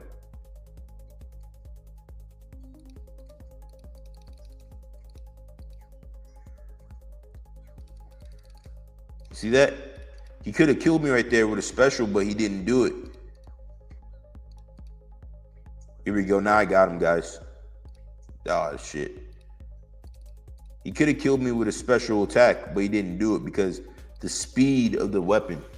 How many times you train each day? I train, like when I'm in fight camp, I'm training 6 hours a day when I'm in fight camp. And the way that's broken up is like I'm training about 2.5 to 3 hours hard, and then about 1 hour or 2 hours of technique, and then the rest is basically conditioning. You see like the damage? So this is literally the perfect weapon for these guys in Bounty Hunter who PK like this, guys. You just go Red Skull with the all right, he's about to spec.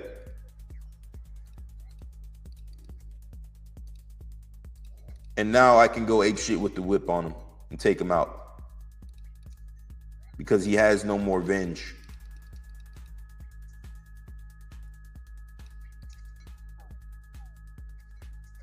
Here we go. All right, in about 10 seconds, he's gonna be able to venge.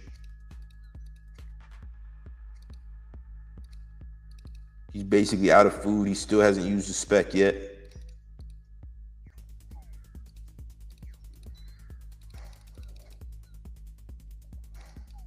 Now he's gonna run.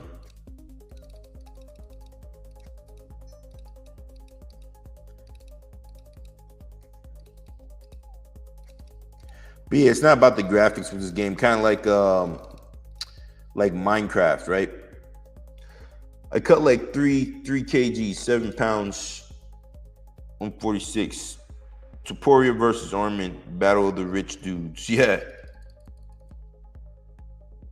I think Armin wins that fight. I think Armin has good enough boxing to where he'll be able to beat Tuporia. And Armin is really good on the ground. Tuporia is really good on the ground as well, don't get me wrong. But I think it's not a good matchup for Tuporia with that fight.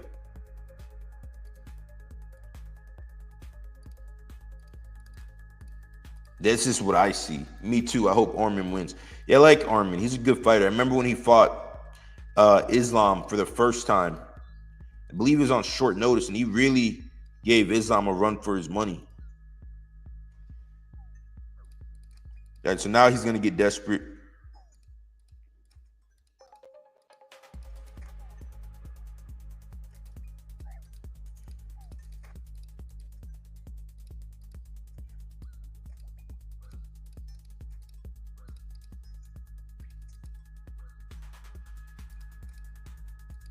See this? This is doing so much damage on him. Now he's trying to blame the lag. There's no lag.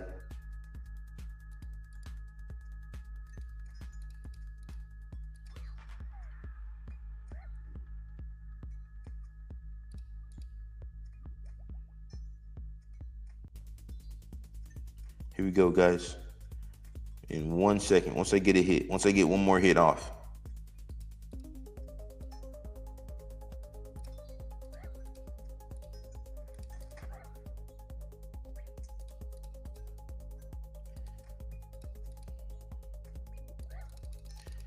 And now I have another venge.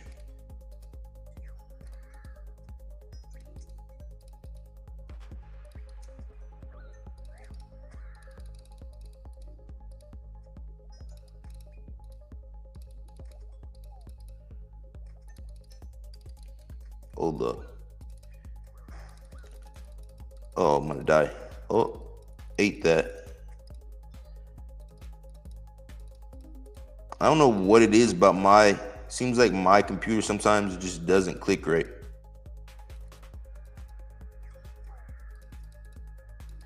Maybe it's my mouse. I don't know. I gotta get it fixed. Hold up. All right, now I'm about to go off. I'm about to go ape shit. He doesn't have any spec. So now he's a sitting duck. And the great thing about this setup is it has high smite ability. High smite capabilities.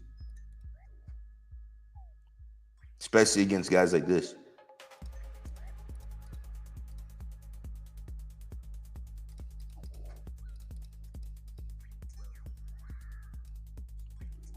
Here we go. Yep, he's gonna have to run here. He's gonna try to avenge in a moment.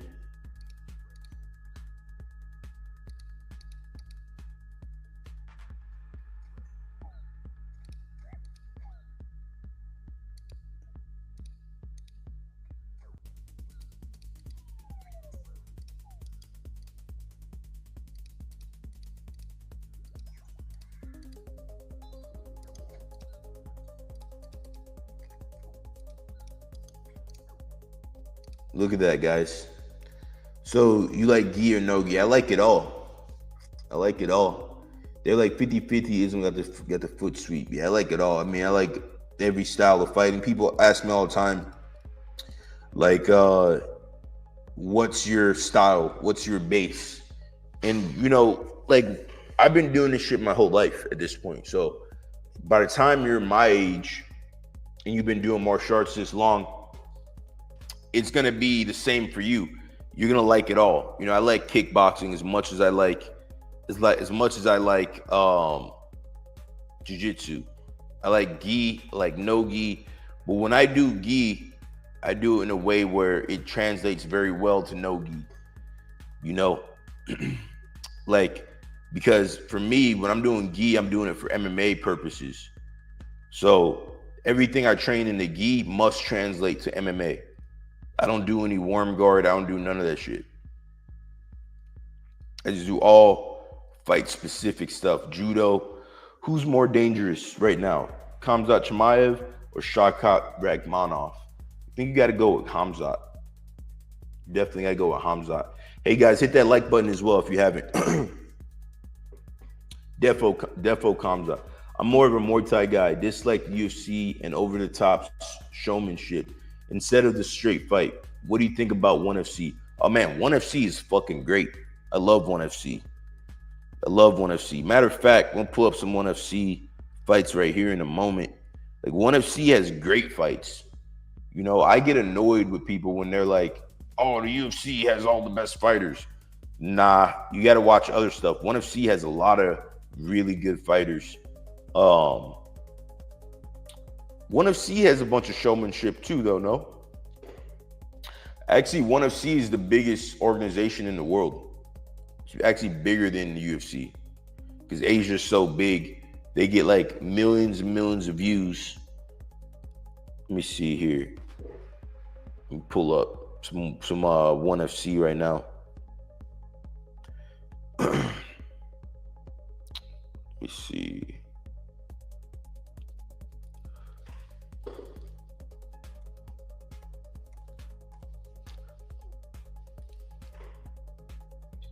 Yeah, but McGregor ain't nearly as famous as himself. Yeah, but there's only one McGregor, you know? Like, no one really does what he does or has been able to pull it off successfully. He's basically the only one who's been able to pull it off successfully. Although Ilia Topuria is a bit of a McGregor clone, not in the sense that he runs his mouth and stuff, but let me show you guys. All right, let's go ONE FC.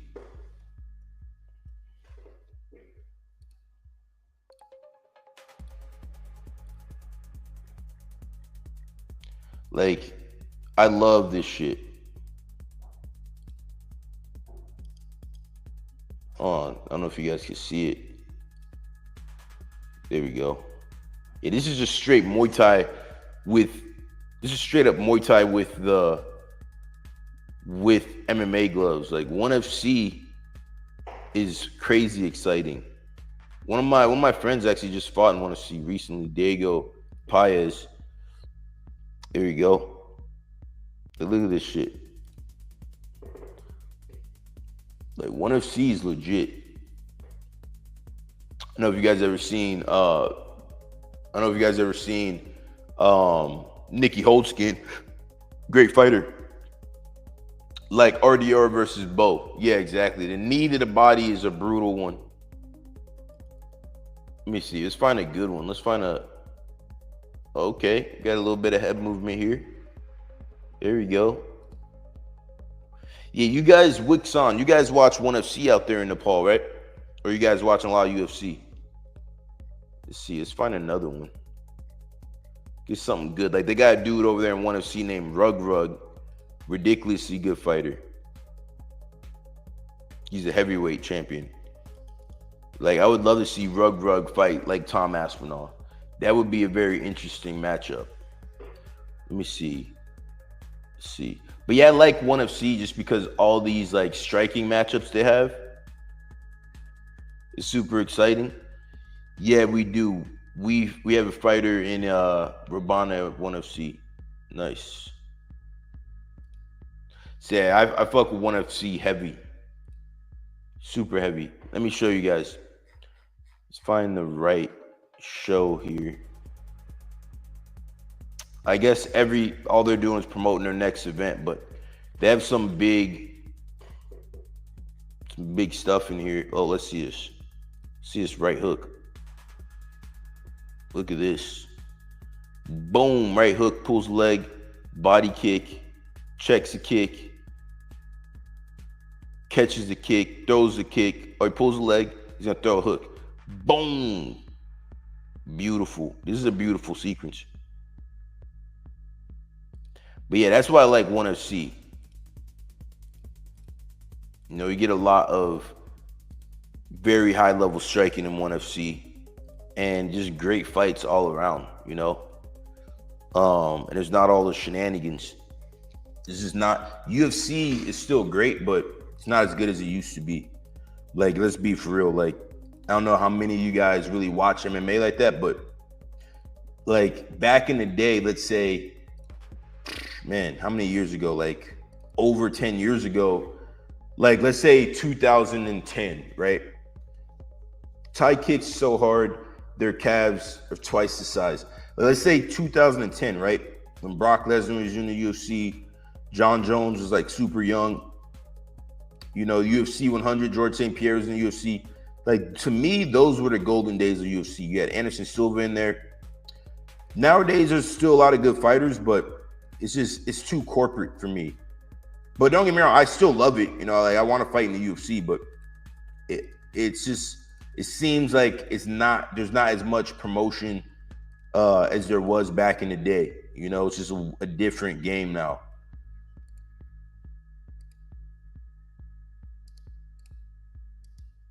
Still waiting for Perfa. Hopefully we'll be able to fight him soon.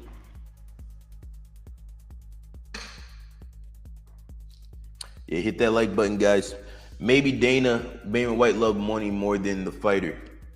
Yeah, that's just a fact. Like for him, it's a business. You know, he's always gonna love money more than the fighters. That's 1,000% true. And I don't blame him. You know, he's a businessman. He's just trying to get his money. And he has done a lot for the sport. You know, people could say a lot of things about Dana, but realistically, he's done more for the sport than damn near anybody. Other than, you know, some of the big fighters.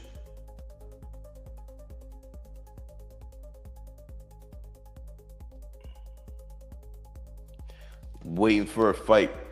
31 is like 27 in the heavier weight classes. Like 31, like for example, in the heavier weight classes,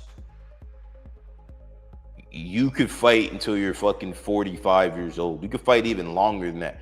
Jared Cannonier is a top 10 fighter. He's 41 years old. It's not about age. It's about like, how bad do you want it? Are you motivated to fight? Are you motivated to get up and do the work? Do you really, really want it deep inside? That's what it's more about. It's not about age. You know, for example, Jose Aldo, apparently he's actually like 45, 46 years old. Nobody knew that, right? But he's actually way older than what it says on the thing. So Jose Aldo's out here whooping people's ass, you know, and he's in his mid 40s. Francis Ngannou some people believe he's a lot older than what they say. I believe he's probably as old as what he says. But George Foreman got the heavyweight championship in boxing at 50 years old. You know, Gilbert Burns Yeah, I heard that too. Gilbert Burns said he's older. Gilbert Burns is a perfect example because the thing is, all these talking points of, oh, this guy's old and this guy's this and this guy's old and this, it's just not true, you know, because when ESPN came into MMA, everybody started using talking points from other sports. You know, MMA isn't a sport. In basketball, if you hit a certain age, or football, you hit a certain age, you're cooked, right? But MMA isn't a sport. MMA is more of, like Demetrius Johnson said, it's a reality TV show of who's the best fighter. It's an entertainment type of show. And that's really true. You know, it's not a sport. So it really doesn't matter to a degree if you're way older than somebody. Like, what matters is how many fights you've had. Like, for example, John Jones is 38 years old, right? But his 38 is very different than someone else's 38 because he's been fighting at a high level since he was basically at 21 years old. So it's going to be very different. It's not really about age, you know, it's more about, like, so for example, John Jones probably isn't going to be able to have as much fire inside of him as someone who hasn't had that same career, unless he's fighting to keep the demons off, you know? And that's why, you know, a lot of people are like, oh, this fighter's chaotic. He's not living like a regular person. Fighters aren't regular people. So when you see McGregor crashing out, going crazy, going apeshit, you can't compare him to the accountant down the street who's doing accountant shit and living a regular life, because he's not a regular guy. When you see John Jones going apeshit, that's what you get when you're trying to have the best fighter in the world. That's just what it is. Michael Jordan, same shit. Any type of high-level athlete is gonna have screws loose. You know, any type of high performer in something real risky is gonna have screws loose. You think the top level Navy SEAL is like a regular dude?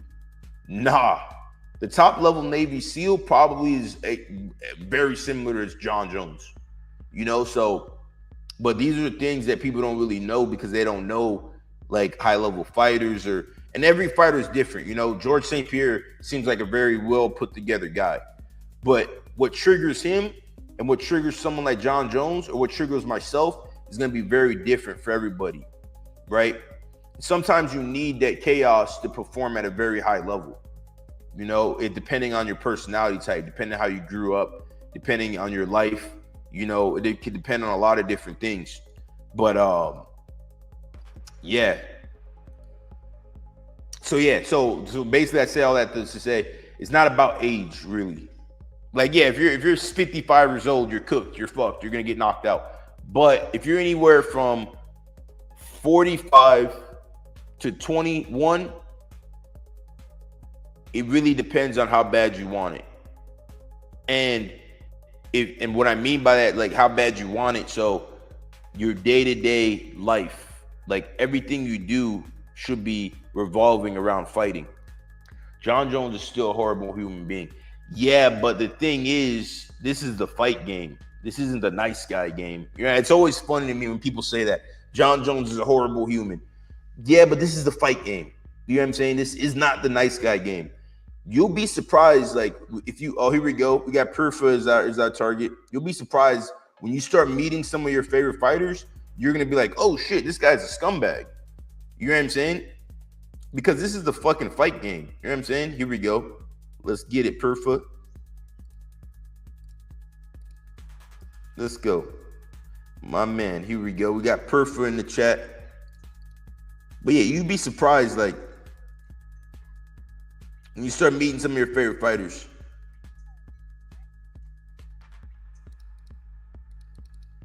Like, also, like, for example, you see Conor McGregor, right? See him when he's younger, and he's like a super nice guy, like very well put together.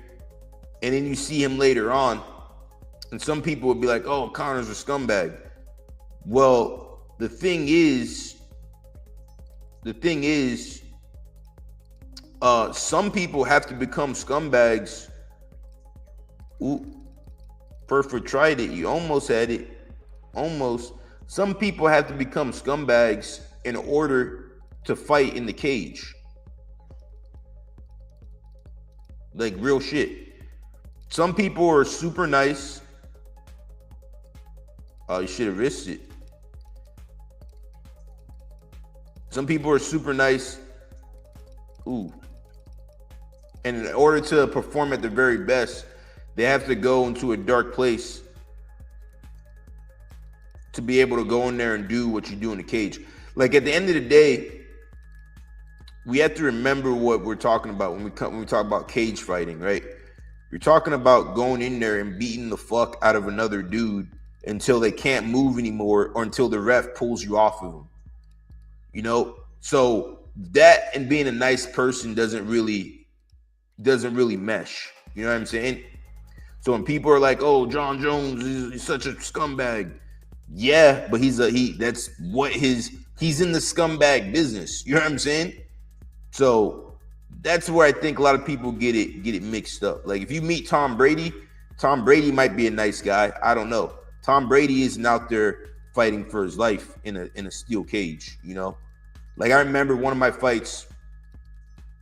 I just got done fighting, and I cut a bunch of weight for the fight, and it didn't go my way that time. Right? It was a shitty night, real shitty night. And then someone was trying to talk to me after the fight, and they're like, "Hey," I don't even know what they were trying to say, but I was so in the zone and in a different space. Like I'm in war mode, you know, I'm in fight mode, I'm in war mode.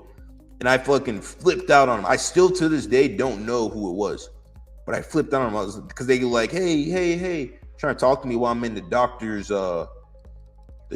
booth or whatever, getting patched up. And I'm pissed because I just lost the fight. And when you lose a fight, it's not like you lost a basketball game. It's like, no, you lost the fight. You got a headache. You know, you're leaving with less money. You know, it's a pretty shitty experience. You know, if you got knocked out, your family's there. You know, it's a shitty time. It's not a fun time. Ooh, gotta run. We're about to die here. So yeah, with that being said, this isn't the nice guy. You know, this isn't the nice guy business. So John Jones being a scumbag, that's just part of the thing. Yeah, he did steroids too. But the thing is, a lot of the guys he fought did steroids. Like, let's be real. He fought Vitor Belfort when Vitor Belfort was a juice head out of his fucking mind, knocking people out. Vitor Belfort kicked Bisping so hard, he fucking has a glass eye now. And Vitor was clearly on steroids. Everybody knew he was on steroids, allegedly, right? So, John Jones fought Vitor, who was juiced out of his mind. John Jones fought a bunch of dudes who were juiced up, you know? So he popped for steroids, yeah, but a lot of those dudes were on steroids. Let's be real, you know? You look like dad version of Kamaru Usman. Yeah, it's hilarious. I mean, we're all from West Africa. Depends on your mentality. I've been through life and death situations, so when I fight, it's not really a big deal. Cage fighting is soft compared to war. No, that's a fact. Cage fighting is soft compared to war, but the fact of the matter is, when you step into the cage, you could die.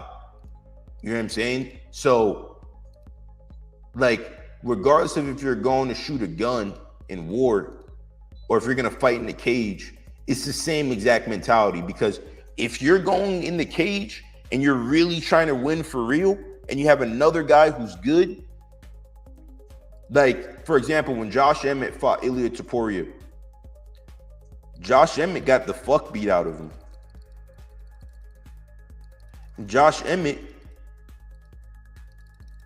took a beating that night. The reason Josh Emmett took a beating is because he refused to give up. So if you go into the cage fight and you're fighting someone who has that same mentality, like, for example, John Jones versus Alexander Gustafsson, you could die in the cage. And people have died in the cage. John Jones, when he fought Alexander Gustafsson, he could have died that night. You know, after that fight, he was shivering on the fucking hospital bed because he took so much damage. You know, so regardless of if you've been in war or not, you go into the cage. If you're really fighting for real, it's gonna be a time where it's like you're fighting for your life. You know, so that's the thing. Because you are fighting for your life, because you could die in there. Now, it's not the same as getting a bomb dropped on your head, but it's definitely intense. For example, like Hamzat Jamayev, right? Hamzat Jamayev grew up in a war zone. And Hamzat, you know, when he fights, he comes with that same mentality, you know?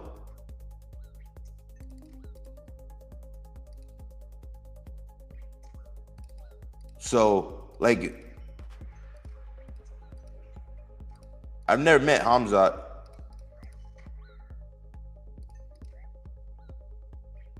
I've never met Hamzat, but oh, you smite.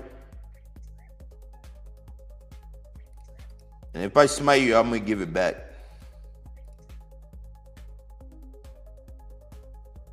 Got him. Got him, guys. Yeah, there's no surviving this, brother. He's about to come with the Void Waker.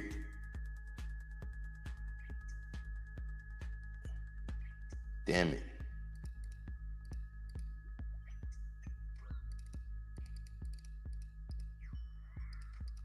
Hold up, guys. He's gonna have 2 Void Waker specs in a second. He thinks he's slick. See how you're coming.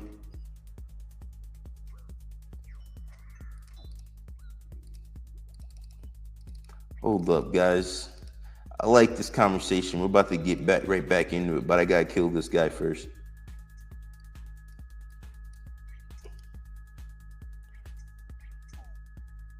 Oh, he could kill me right here. Yeah, he knows. He knows. Let's go, let's go, let's go. Damn, he got lucky as fuck, guys. He got lucky. Bro's locked in.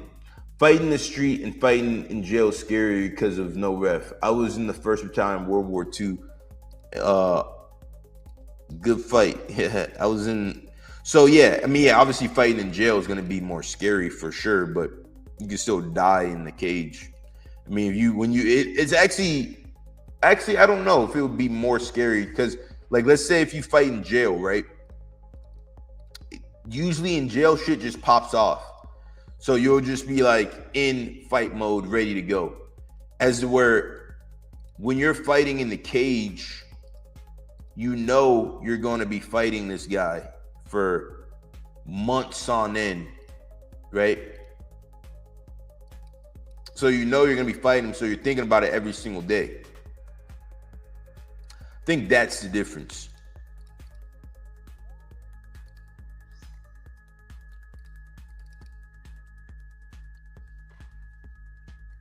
You think Ilya has a better resume than Khabib? Yeah, Ilya definitely has a better resume than Khabib. Not even a question. In my opinion, Ilya has a hell of a resume right now. Khabib, the problem with Khabib is a great fighter, but, you know, we have to be real about the beginning of his career and some of the fights that he had. They weren't, like, necessarily the most, you know, impressive fights in the beginning.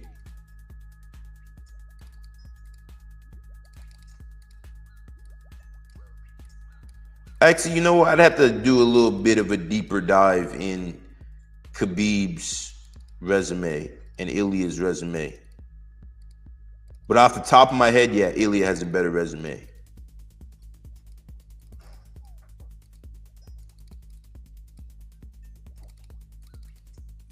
Hold up, guys. I'm locked in. I gotta lock in for a moment here. I'm gonna get him out. I'm gonna get him out of here this time.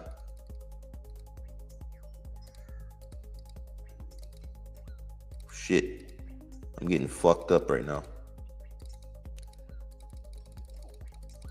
Ooh, almost died right there.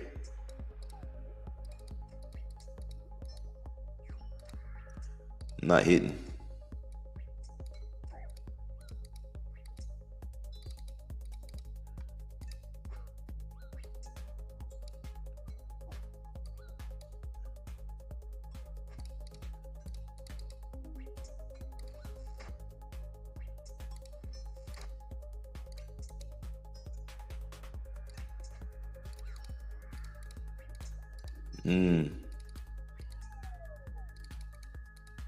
But yeah, so like, you know, for example,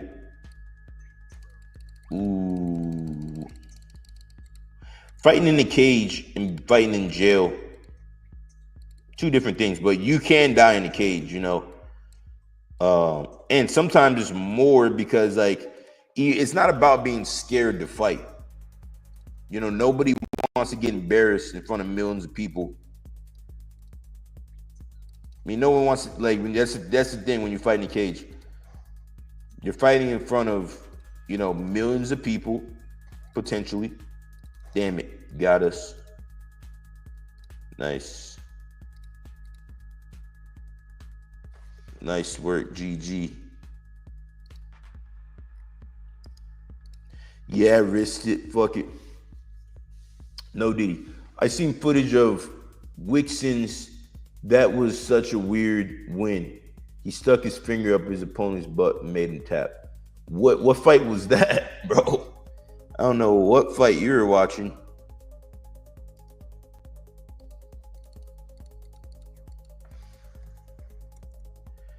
Yeah, I'd never seen a fight where somebody, oh yeah, good fight, Ellen. Yeah, that was a good fight. That first fight, you got crazy lucky. You got crazy lucky on that first one, but I almost had you. But yeah, fucking good fight. Yeah, man. Hold on, let me go back here because I didn't see what some of you guys were saying. Khabib's resume: Michael Johnson, Dos Anjos, Barboza, Alaquina, Connor, Dustin, Gaethje. Okay, but what's Ilya's resume? With the same amount of fights. That's a pretty damn good resume. He said Emanuele versus Mo Usman. Yeah, we're in different weight classes. Thoughts on MMA Guru and Luke Tracy? I mean, Luke Tracy, I mean, they make great content. I think it's funny, like Luke Tracy, he quit YouTube like earlier this year and then came right back.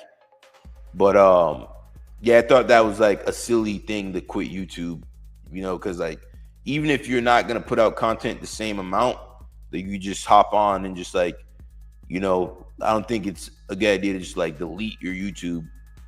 But I'm glad that he's back on YouTube for sure. Luke Tracy makes good content. Let's see.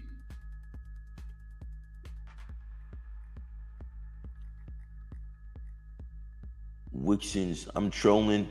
You said it. How am I trolling? You said it. Ilias, Volk, Max, Charles, Emmett.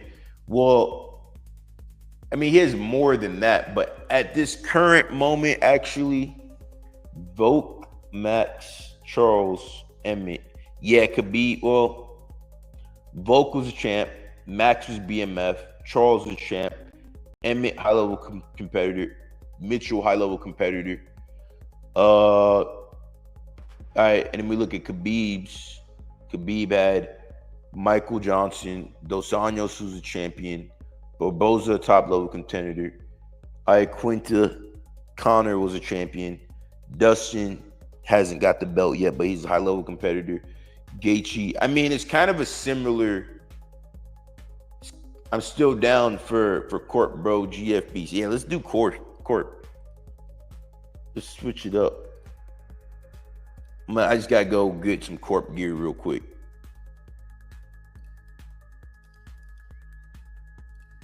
And then let's switch worlds. But yeah, I'm gonna switch it up and hit some Corp with Allen.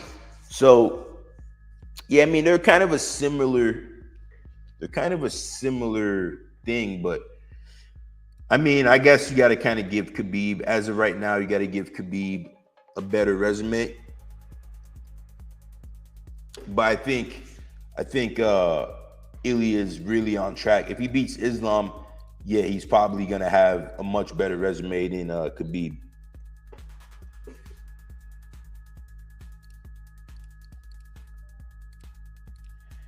All right, let me see here what I want to wear for court. I haven't done court in a minute. It's probably been like a year or so since I've done court, but used to be really good at it. I'm gonna wear oath plate. Oath plate. I used to do court with an Ellie. So I'm trying to think, what should I wear for defense? If Ilya beats Armin, Paddy, Gaethje, then he's the GOAT. Nah, he's not the GOAT. He would have to do a lot more than that to beat John Jones's resume. You know, John Jones has by far the best resume in MMA. So for Ilya, is a long way to go. Like, he would have to, like, think about it. John Jones was champion from the time he was 23 to the time he was 38. And the guys that he beat, no one's really going to be able to touch his resume. John Jones fought 4 middleweights, though. No, he didn't. Everybody he fought was a light heavyweight. Who did he fight that went to middleweight? Only guys he fought that went to middleweight were Vitor Belfort. Lyoto Machida went to middleweight. But that's not really a good... that makes no sense, because in that sense, then you're saying that Ilya fought a bunch of featherweights. You know what I'm saying? It just makes no sense. Ilya going up to light heavyweight. I mean, Ilya going up to what's it called? Lightweight. It's the same thing. Fighters change weight classes all the time. No, all of them were middleweight sized fighters. No, they weren't, because they fought at light heavyweight. You know what I'm saying? That makes zero sense. Middleweights can fight from 185 to heavyweight. Perfect example, Nick Maximov. Nick Maximov is one of my friends. He fought at middleweight, and he got in the UFC fighting at heavyweight. So anybody who's a middleweight can fight at heavyweight. Like, everybody who fights knows that. Jared Cannonier fought he was a heavyweight and he went down to middleweight. Anthony Johnson was a fucking welterweight who went up to heavyweight. You know what I'm saying? So anybody in the middleweight in those 3 weight classes are big fucking dudes, and they can kind of go through all 3 weight classes. You know what I'm saying? Jalter Almeida right now could fight at middleweight. So it's not really a fair thing to say that John Jones is fighting middleweight sized fighters. This is like a way to kind of diminish what he's done, because at the end of the day, everyone who fights at middleweight can fight at heavyweight. You know, if you think Paul Costa can't fight at heavyweight, then you don't know MMA. If you think Yoel Romero can't fight at heavyweight, then you don't know MMA. You know, the list goes on and on and on. So, you know, that's a talking point MMA Guru made, but MMA Guru doesn't like John Jones because of whatever beef they have, you know. But when we look at John Jones's resume, he has the best resume. You know, he fought fucking Shogun Rua, right? Champion. He fought Lyoto Machida, champion. He fought Vitor Belfort, champion. Rampage Jackson, champion. And he didn't just fight these guys, he finished these guys, right? Who else he fought? He fought I mean, bro, the list goes on and on and on.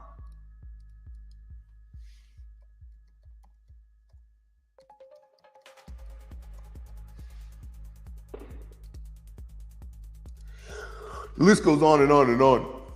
It's crazy that John Jones became the GOAT by being gay. Yeah, I mean, now let's talk about that as well. So people say that they think he's gay, right? But here's the thing. That makes no sense, because John Jones clearly has 4 kids. I believe he has allegedly I believe he has quite a few kids from different women. So yeah, I highly doubt that he would be gay. That makes zero sense. Bro just got, you know, he started his career crashing a car with 2 strippers in the car, right? Not too long ago, he was at a strip club, and a strip club lady said that he was doing X, Y, and Z. It's one thing to say you don't like John Jones, but all this other shit that people try to do with, oh, he's not that good of a fighter, even though he's clearly the best fighter. Oh, he's gay when he's clearly not gay. You know what I'm saying? All that other shit is the weirdo shit. You know what I'm saying? It's like,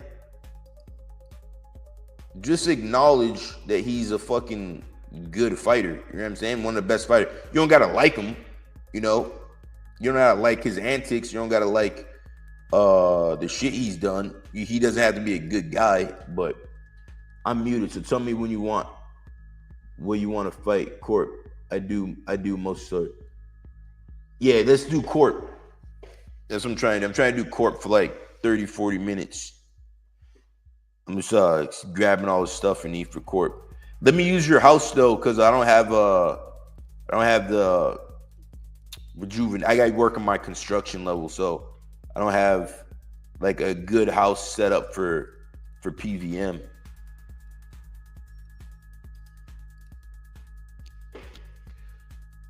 Manueli, please knock out MMA Guru. Well, MMA Guru is not a fighter, so there would be like no reason for me to fight him. And I like MMA Guru. I like his stuff as well. You know, I just think that you know, a lot of people just don't like John Jones because it's like, yeah, he was at the top of the sport for super long. And in a sport like MMA, everyone wants to see you get knocked out brutally, you know, and he was able to get out of the game without getting knocked out brutally, with all the money, everything intact. So that's a very rare situation, you know. And he didn't make the best choices. He wasn't the model citizen, you know, but it's the fight game. He's a big dude though. I don't give a fuck if he's a big dude. That makes zero sense. I'm a big dude. Like, it doesn't matter. Once you get to a certain size, it really doesn't matter how big you are. Once you get to a certain size, like if you're over 230, you're a big dude. You know what I'm saying? Like, it doesn't really matter if he's a big dude. Like, it's about fighting. It's about martial arts. All right, here we go. I just gotta get a couple mana rays and I'll be ready to go.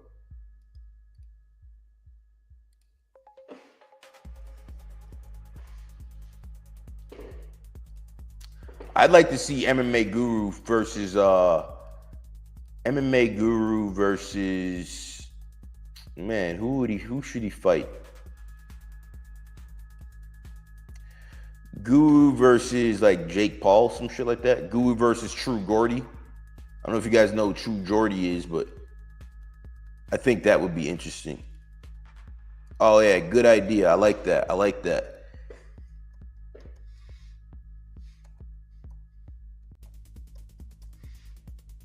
Echo boots. I like that. Good idea.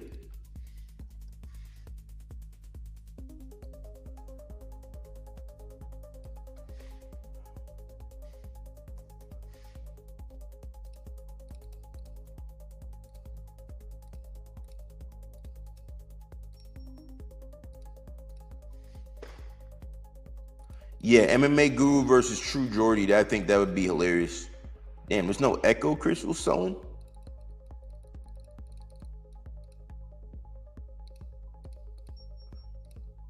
Had to buy an overpriced Echo crystal.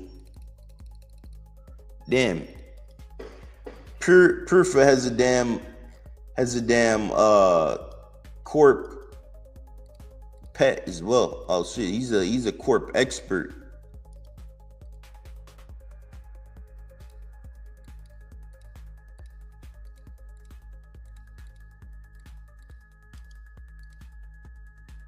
All right, almost ready. My house is in Remington. My house is your house in Remington. Yeah, my house is in Remington, exactly. So I'm actually gonna teleport to your house right now. Just so I have it all preset. Let me see.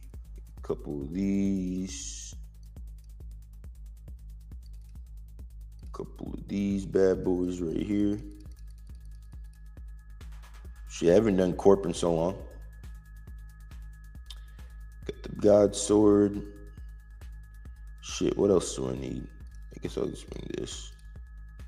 Couple of these.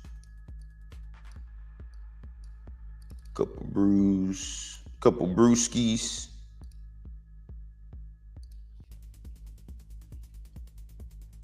Alpha Mullet, that's kind of gay, bro. He's talking about in the game, like Remington in the game. It's a spot in the game. Yes, you gotta play RuneScape. I'm bring a couple of Venge sacks as well.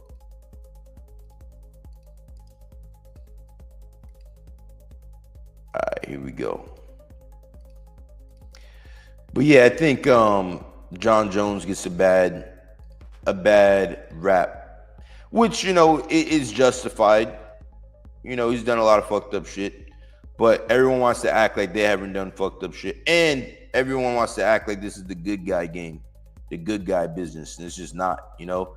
A lot of fighters, you'd be surprised at them being scumbags. Of course, there's outliers. Some guys are good guys, but the majority, I would say, well, it's tough to say. I wouldn't say the majority are scumbags by any means. There's a lot of good people in the sport. But when we're talking about a sport like fighting, I think we got to remember what we're doing here. We're fighting people in a cage. If MMA wasn't legal, everyone who does MMA, like, you would be in jail for doing MMA. So, you know what I'm saying?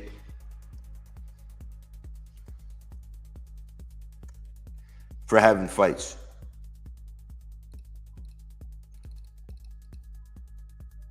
All right, here we go. Now I'm ready for corp, I think. I think I got everything. Grab a couple games, necklaces, or grab one.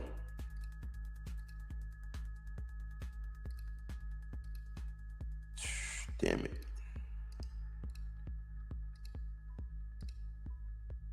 Hold on. Need my rune pouch. I don't have anything in my rune pouch. Shit. 1 second. Just need to fill up my rune pouch right quick.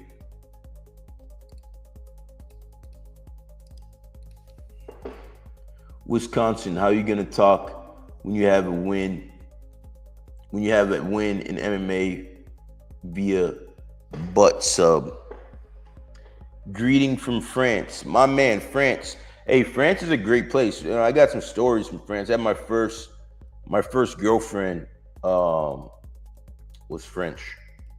Up in Strasbourg. You know, great people in France. Love France. Used to spend a lot of time out there when I was a kid. All right, here I come. I'm coming to court.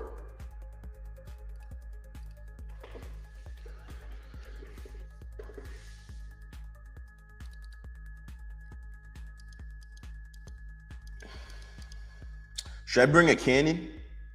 Ah, you had a good time. You had a damn good time in Strasbourg. Should I bring a cannon or no? Yeah, switch. Yeah. I didn't realize you switched worlds. Here we go.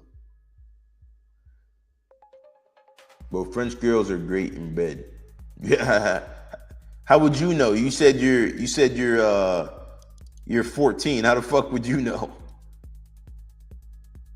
I fought a girl though. Let me see. All right, here we go. Don't die, you got a skull.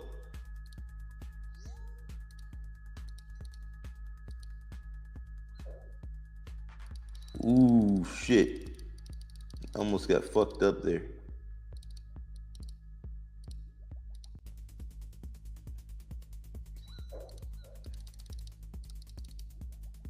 Yeah, it's been a minute since I've done corp. It's been like over a year or so.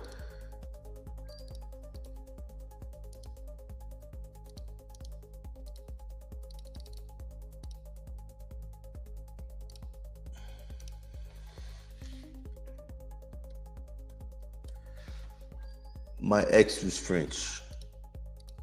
That sounds like cap. Let me get cannon. It's broken. All right, yeah, I'm gonna get a cannon as well. That sounds like super cap.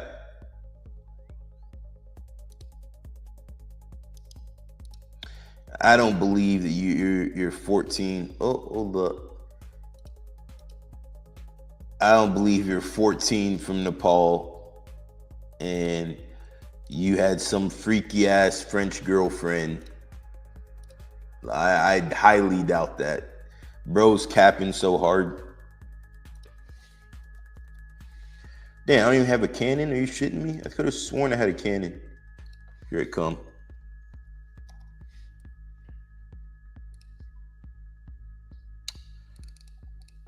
Gotta get this fucking cannon real quick. All right, we got the cannon. I got cannonballs. Damn, what the fuck is all my shit? I had a bunch of cannonballs before. Get 1K cannonballs. All right, here it come.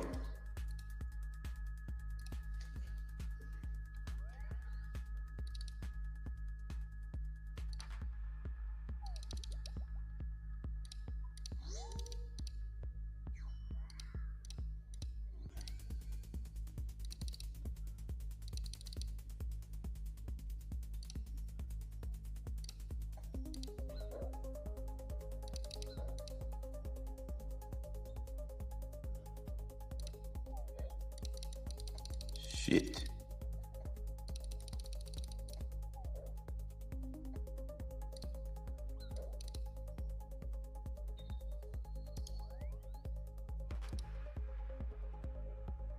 Set my crick prayers up. Hey, it would be crazy if we got like a big drop tonight.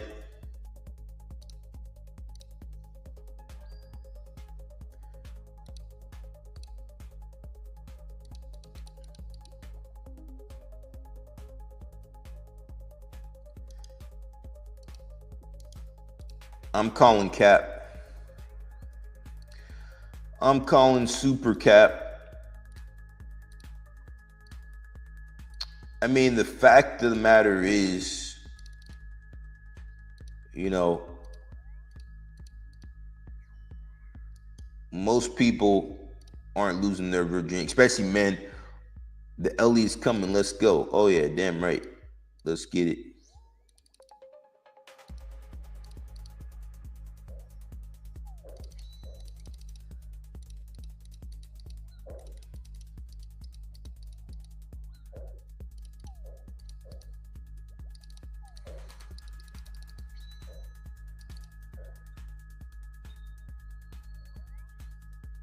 The fact of the matter is, most people aren't losing their virginity, especially men, at 14, especially the hot French girls. It's just really not. You know, I've been living for quite a while, and it's just not the case. I mean, then again, I don't know, maybe you're just some Rico Suave, you know, just super Mac, but I'm skeptical.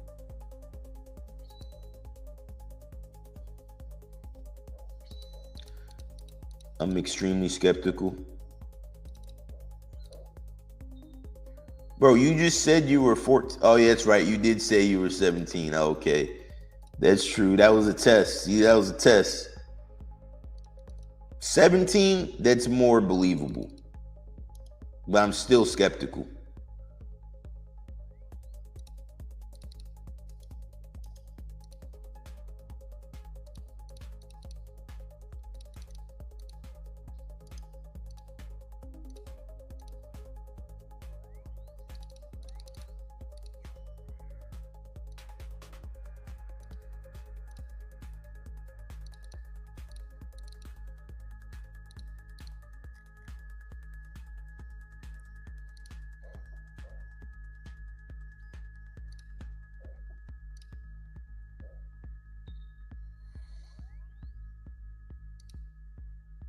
All right, this dude's trying to get our kill.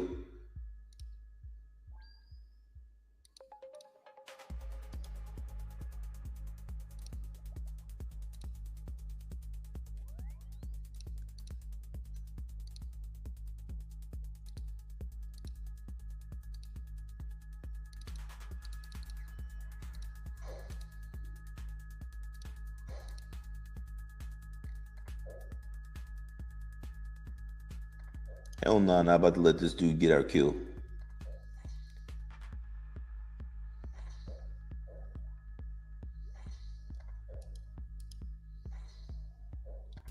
Hold up.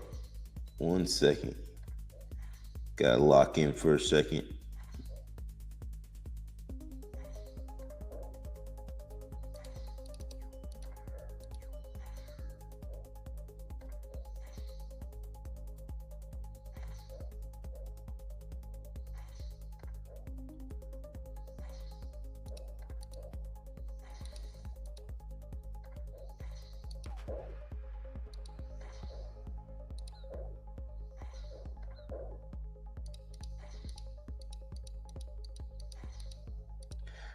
Got him.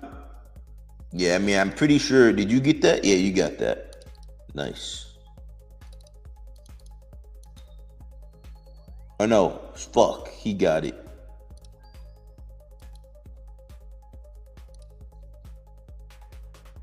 Fucker stole our kill. I don't think I will go pro though, man. Really, it's just not worth it. Yeah, you don't have to go pro. Everybody has their path in life, and it's not always to be a pro fighter. The reason I went pro is because I knew it was something I wanted to do. You know what I'm saying? Unless it's something that you really, really want to do, which there's so many ways that you can make money. Like, don't become a pro fighter because that's how you think you're gonna make money. There's a million ways to make money, to make way more money than fighting as well. But you can make a lot of money being a fighter as well. Don't get me wrong.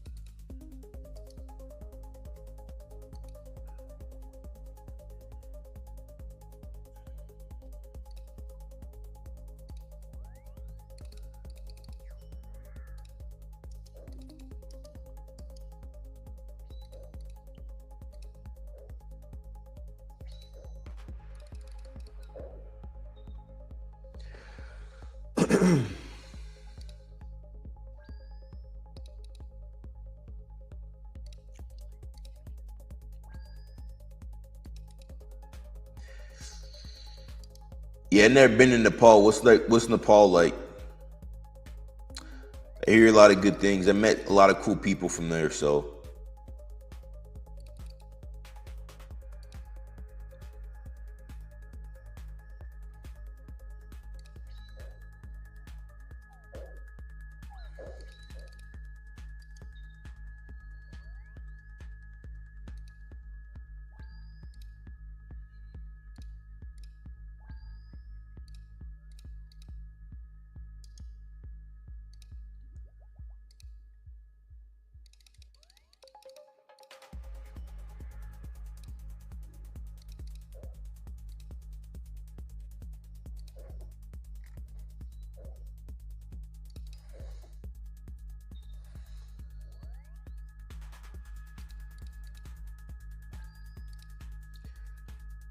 Nepal is beautiful. You love, bro, especially the food. Yeah, with Nepal food, what's that? Is it like Indian food? Actually, I believe I've had some Nepalese food. It was like kind of spicy, if I recall.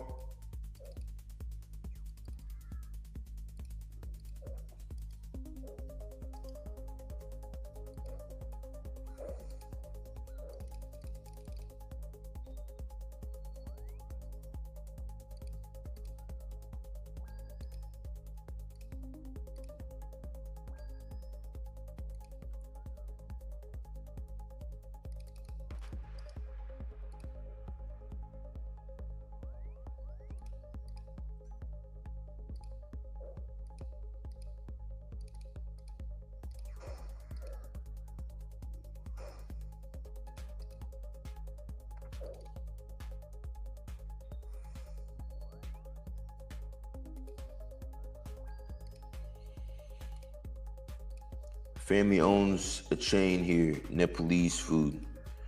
Shit, I'm gonna have to go where he's at and get some Nepalese food. So back in the day, this boss was the hardest boss in the game, like a long time ago. You know, shit's definitely changed.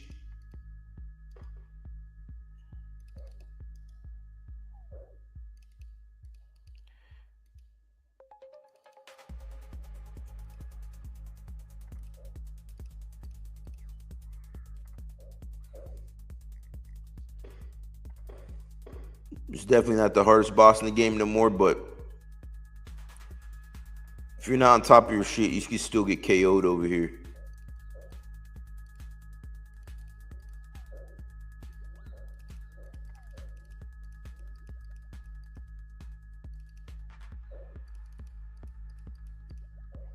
I need to get that Thrall. I need to get that Aurelius book.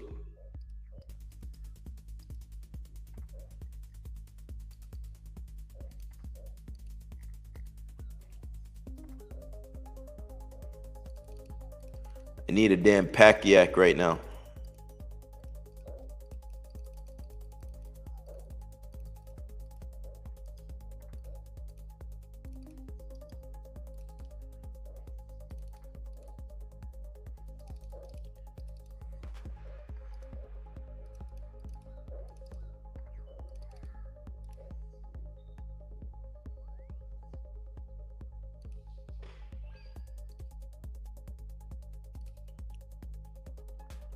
Hold up 1 second.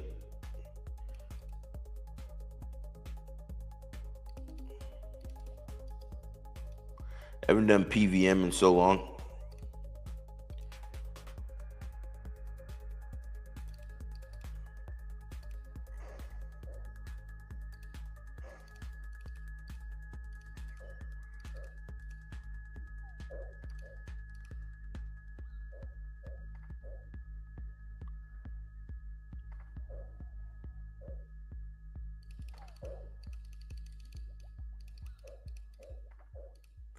There we go.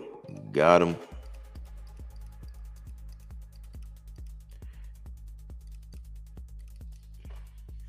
I did hard spar in Thailand too.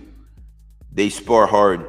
Really, because I heard in Thailand that they don't spar hard. I heard they do a lot of flow training. That's what I heard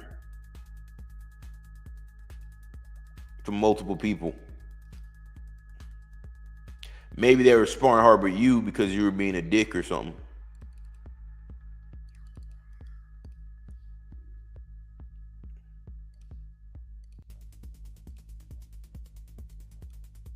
Because, yeah, in Thailand, they're known for, like, sparring light.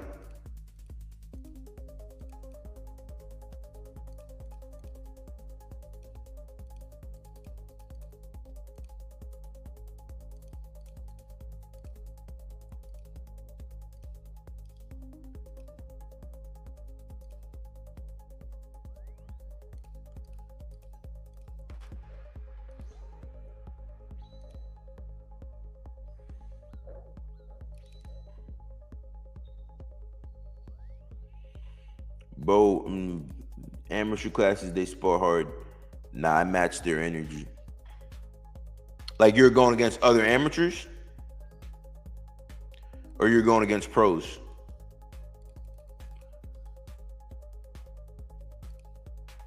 Don't get me wrong, I'm all for a hard spar, a good hard spar, but you can only do that shit for so long. Especially if you're fighting professionally.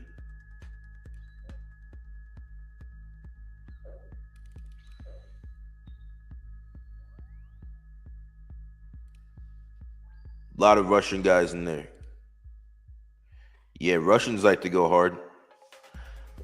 It's all about finding the right crew, you know? Obviously, if you're traveling to Thailand, yeah, they're going to be guys, especially if they think that they can get one over on you.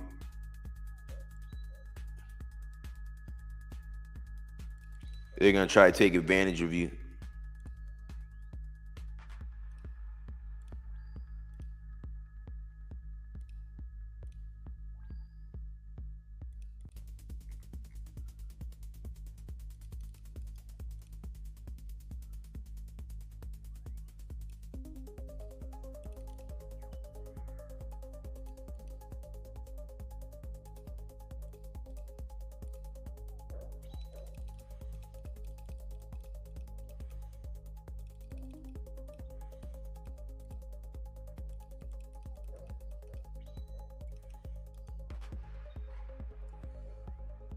Hey,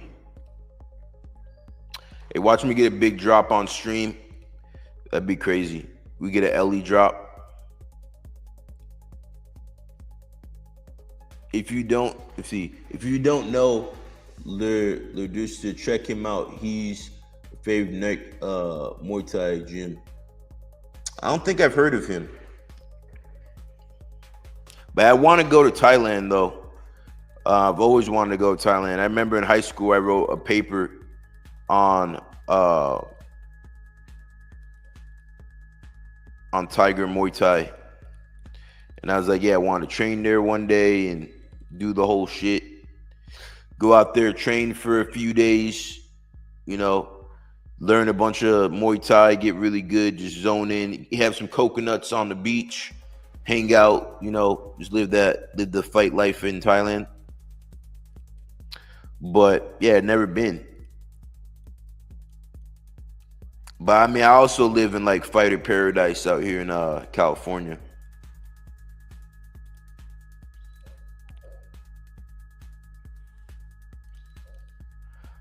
Other than Thailand, where I live, you know Clifton Brown? Nah, I don't know who that is. Never heard. Clifton Brown. You're talking about the European dude? Muay Thai fighter? Like small guy? Yeah, Cali. There's nothing like Cali. Cali's one of the best places on earth. I mean, there's a lot of shenanigans that go on in California for sure with the politics, but it is really a great place.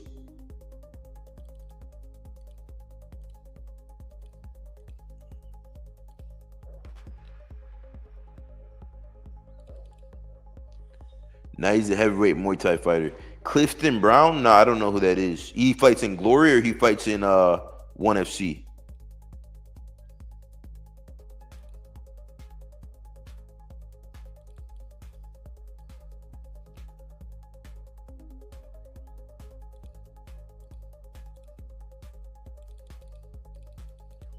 If you want to see a good Muay Thai fighter in 1FC, watch Diego Paez's last fight in 1FC.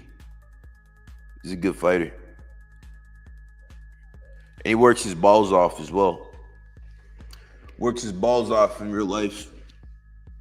Good dude, solid dude. And his son is really good at martial arts as well. His son could like maybe become a champion one day. You know, his son's like pretty young and he's out there throwing techniques better than a lot of adults. He's been doing Muay Thai since he was like in his Pampers.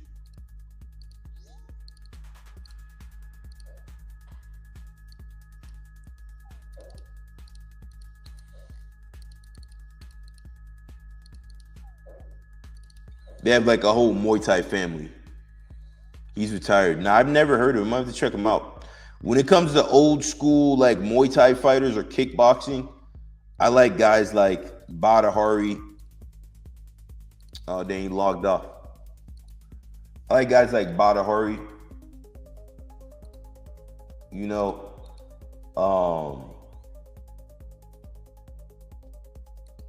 Raymond Daniels, shit like that. Dang it, he logged off. Now I'm stuck. I don't have a way to get back there.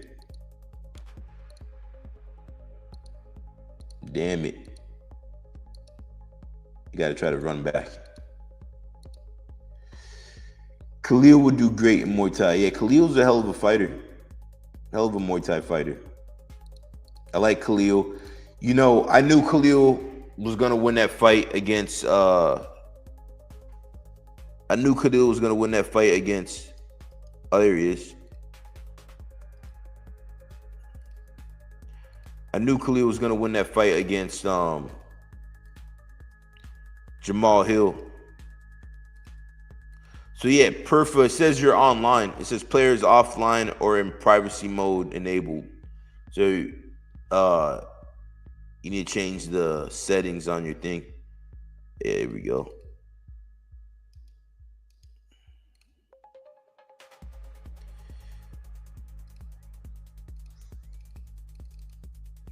Yeah, so like what's his name?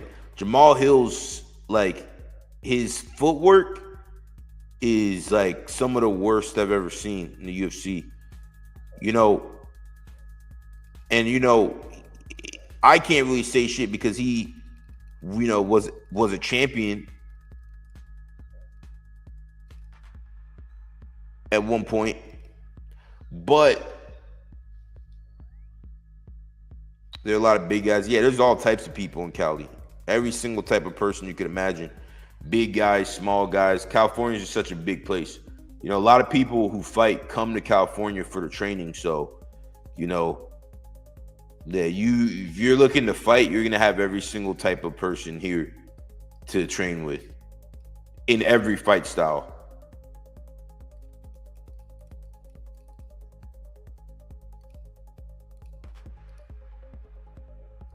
Every single fight style you could imagine, you have the best of the best in California. I mean, there's a lot of money here. There's a lot of people here trying to make it, trying to get to the next level.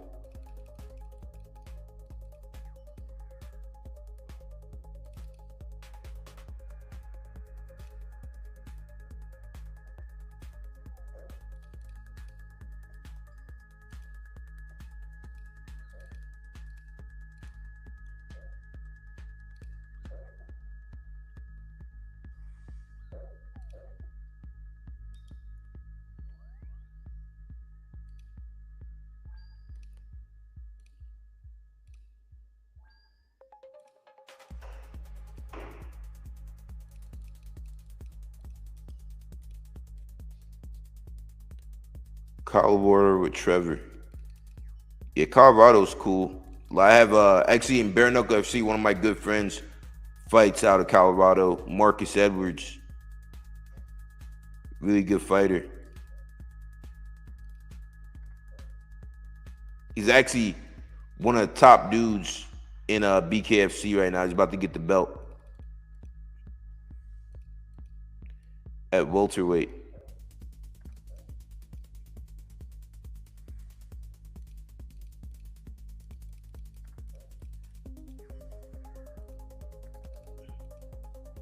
But honestly, it's not really about like where you train or who you train with. Like you could go to Colorado and go train with Trevor Whitman, but maybe you guys won't really mesh together, you know? It's really about finding the right coach who's gonna able to motivate you and you guys really get along and you want to work hard for the dude, you know what I'm saying? And he's able to bring the very best that you have out of you. You know what I'm saying? That's more so what it's about. Like you could go over to Colorado and train with Trevor and maybe you guys don't really mesh. You know what I'm saying?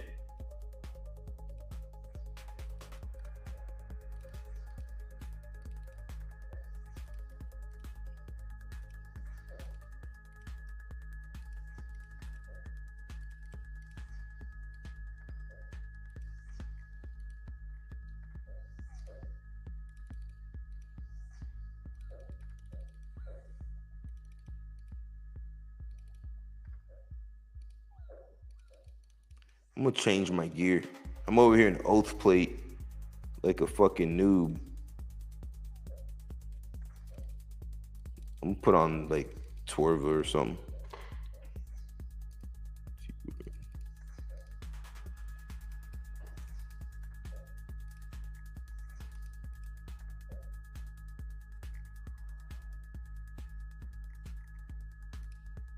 Mahogany logs. Yeah, like for example, perfect example is like Conor McGregor, right? John Kavanagh before Conor McGregor, you know, who was John Kavanagh, right? But it's not about who you train with and all this stuff. It's more about getting the right coach who really believes in you and you're able to who's able to really pull out of you more. You know what I'm saying? That's what I personally believe. That's what I've seen. Because you can have everything. You can have all the shit.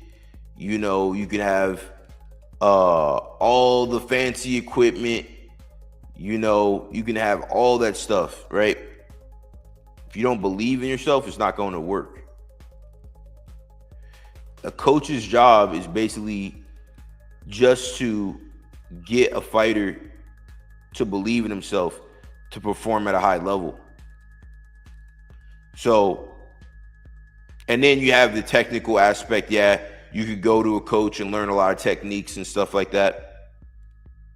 But ultimately, it's more about, once you get to a certain point, it's more about, like, you know, in the middle of a fight, like when Leon Edwards is fighting Usman, and,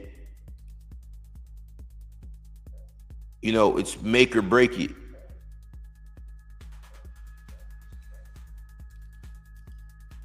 You know, and that's more of what it's about to me.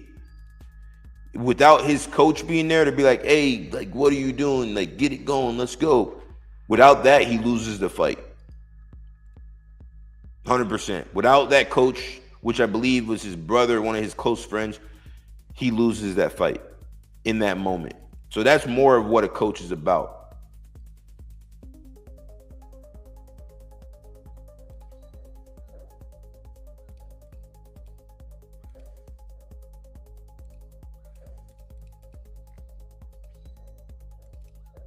Damn, his gear is trash.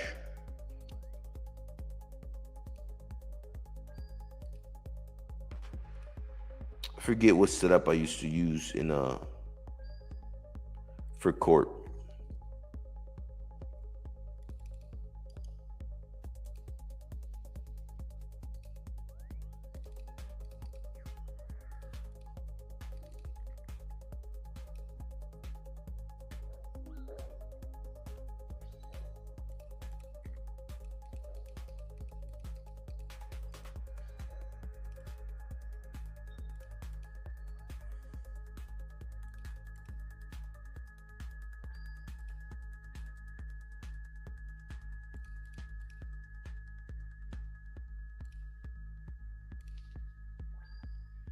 Nah, I'm not an Iron Man. Not even close.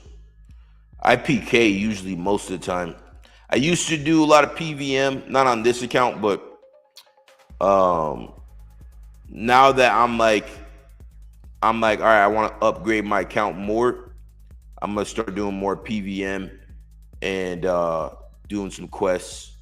You know, I think I've been neglecting it long enough, and now it's time to get back to the stuff that's pretty important in the game. Like for my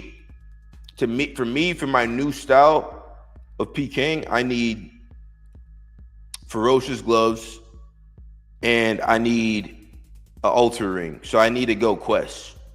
You know, and I've been putting it off for like a really long time, like over a year. I've been putting it off. So it's time to just go and do it. So that's why I'm back PVMing. You know, and if we get like a big drop, then that'd be sick as well.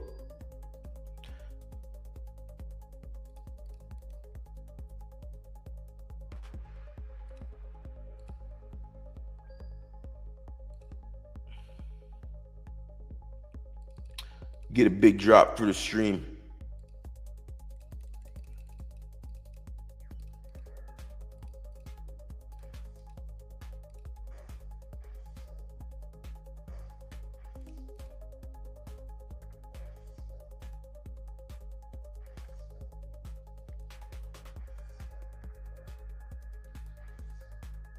Oh yeah, Russia most definitely has some fine women.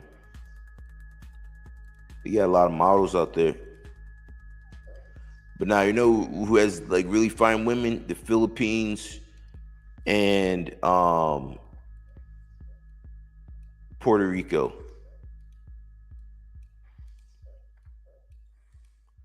And Ethiopia as well. Ethiopia has really beautiful women. but Puerto Rico and at Brazil. Brazil, guys, I never been, but Brazil has some pretty hot women.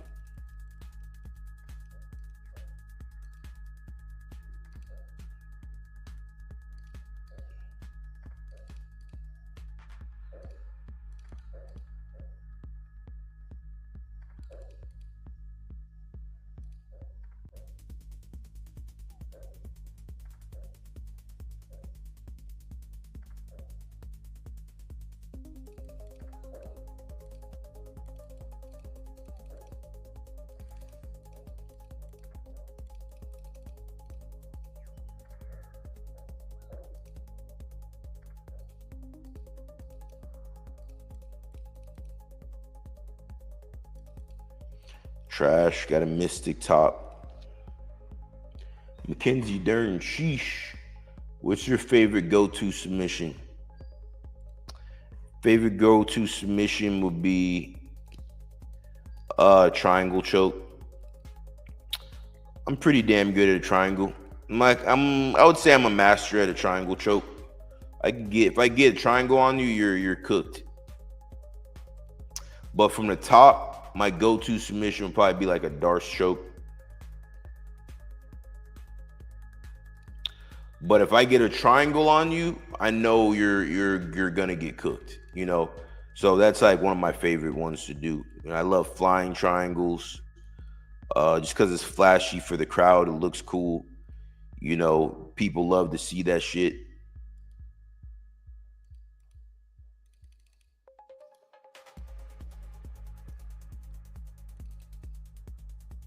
I like the flashy things.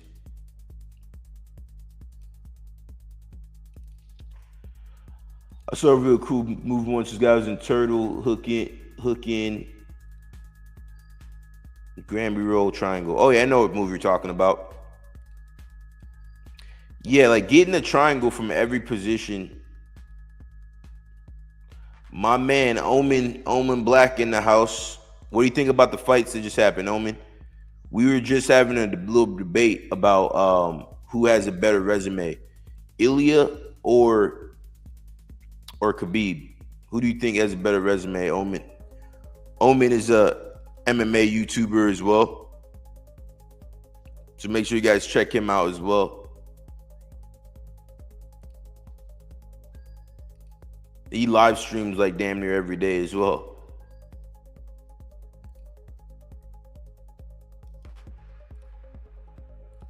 Out there in Portugal. As of right now, kebab. Ooh. Yeah, I'm getting cooked right now, guys. Shit, I died. Damn it. I wasn't paying attention.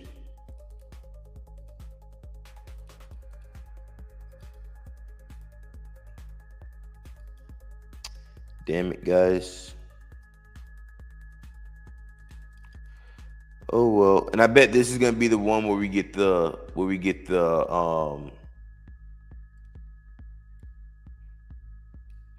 big drop.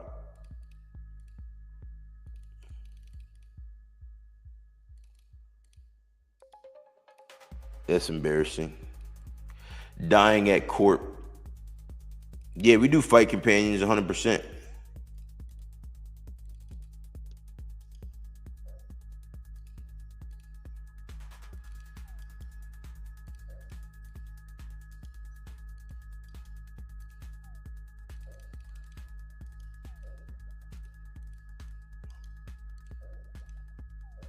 About to die again.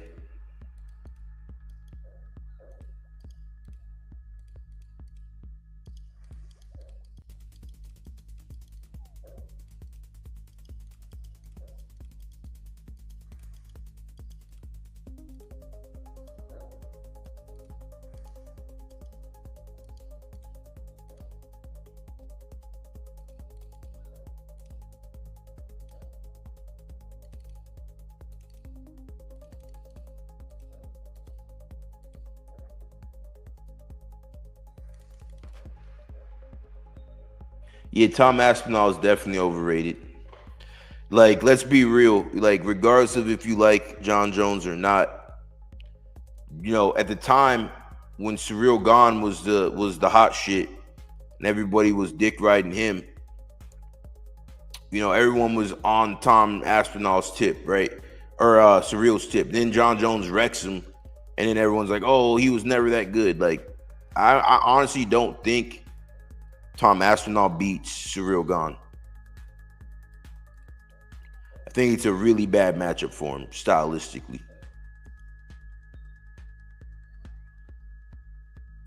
But that's just what I think. And I have no skin in the game. I don't care who wins either way. I'm not like, a super Surreal stan or super Tom Aspinall stan. So me looking at it objectively, I think Surreal does not beat Tom Aspinall. I mean, Tom Aspinall does not beat Surreal, rather.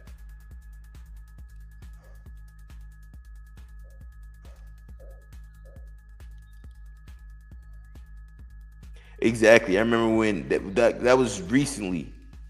Everyone was like, "Oh, he's the new era," and he is the new era. But it just shows how good John Jones is. You know, not too long ago, Surreal Gone was the Tom Aspinall,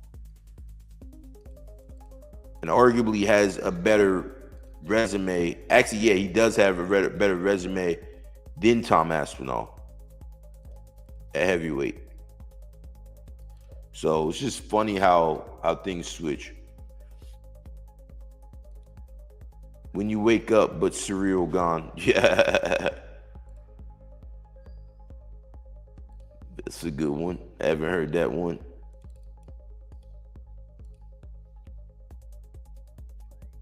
I thought Gon beat Ngannou. Nah, I was there live. Ngannou destroyed Surreal, bro. I literally watched that fight live in Anaheim. Ngannou fucking destroyed Surreal, bro. Was not even close. He literally lifted him up, slammed the shit out of him. Like, yeah, Ngannou whooped Surreal's ass, bro. The whole time with no knees. Took him down. At no point at all was Ngannou in trouble in that fight. And I was up close watching that fight. Man, that was so cool. Like, that fight was a dope fight because two big ass heavyweights in there throwing down. Like, when Ngannou picked him up, it's different when you watch it on TV. When Ngannou picked him up and slammed him, you could hear it through the whole arena, bro. No exaggeration, no bullshit. No bullshit. You could hear it through the whole arena.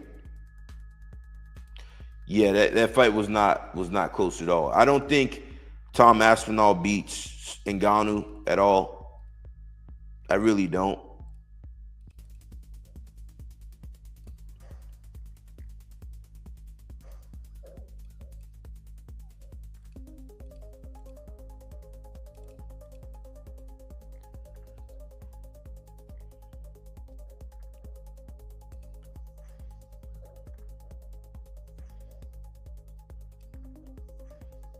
Like, Curtis Blades beat Tom Aspinall. And some people are gonna say, "Oh, no, he did." No, he did. He beat Tom Aspinall. So, so,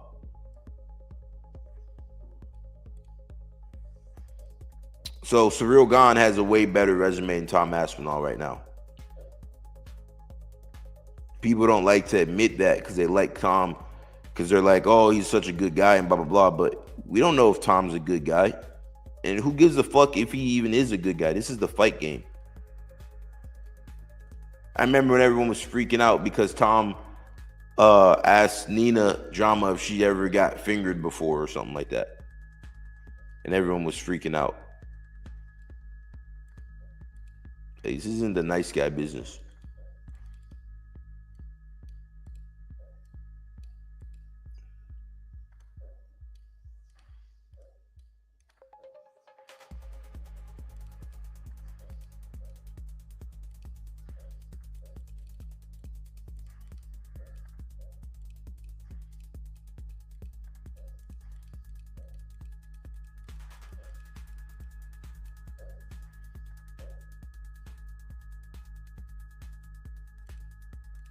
Oh wow. Mystic Robe top, Mystic Robe bottom. You shortened Sergey, and let's talk about that. Let's talk about Sergey, right? So he beat Sergey. Everybody was on Sergey's tip not too long ago. It was proven over time that Sergey, is a good fighter, but maybe he's not who everyone was hyping him up to be. They were basically hyping him up to be the white version of Francis Ngannou. And he's clearly shown he's not. Francis is a very special fighter.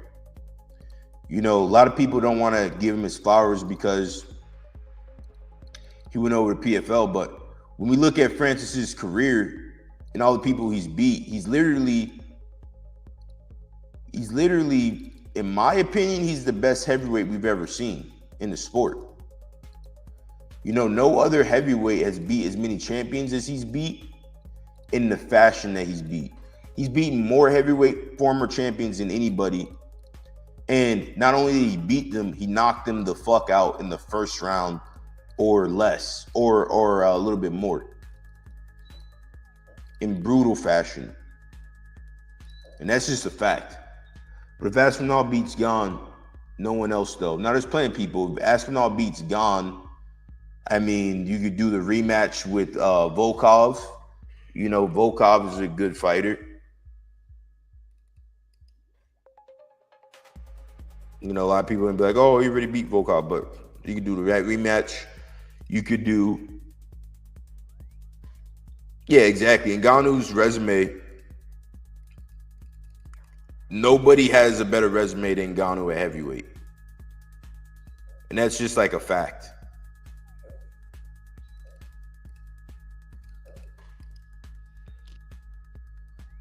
Ngannou beat Gane, Junior Dos Santos, he beat Kane, he beat Overeem. He also beat Andrei Arlovski, who's also a former champion. If he beats DC, he's heavyweight go easy. Now, he's already heavyweight go easy because of his resume. He beat more champions than that. I have to go through his whole shit, but Ngannou has a resume that really nobody could top.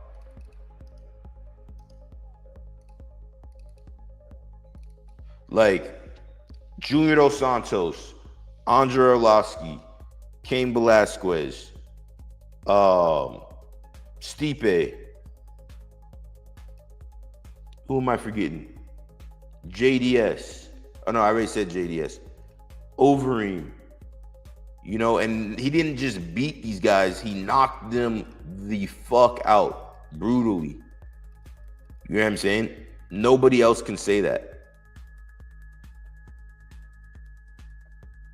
What he did to Josinho Rozenstruik, who Rozenstruik, never got, never like made huge, like he never was #1 contender in the UFC. But Rozenstruik was a hell of a good fighter, Nobody can say that he wasn't. He was a hell of a kickboxer. If you're saying that he wasn't, you're just a hater. Rozenstruik, he was decent. Nah, he was a good fighter, bro. He might not had, he was a top 10 heavyweight. It's a little bit better than decent.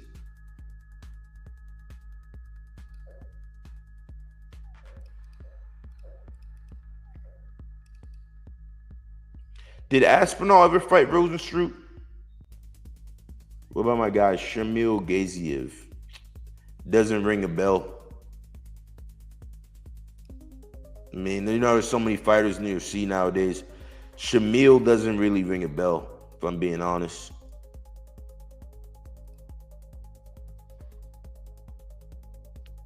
Rozenstruik is a fat middleweight. Nah, not really. He's not a middleweight because he's a heavyweight. He fights at heavyweight.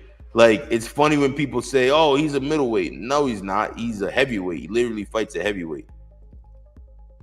You're trying to say if he loses the weight, he'd be a middleweight, but I don't really believe that. Some guys are just big. Some guys aren't supposed to have 6. That's like saying, oh, if Derek loses all the weight, he's a middleweight. No, he's not. He's nowhere near a middleweight. You know, just because you have a little bit of fat on your body doesn't really, like Tom Aspinall doesn't have a 6-pack. You could say, oh, if Tom Aspinall lost weight, he would be a light heavyweight. Like, come on, bro. He's definitely not a middleweight. If Jairzinho Rozenstruik were able to make middleweight, he would literally cut so much weight, he would drain himself so bad that he would get knocked out every fight. Like, cutting a bunch of weight is not the answer to fighters' problems at all. And I could tell you that from firsthand experience. You know who else could tell you that?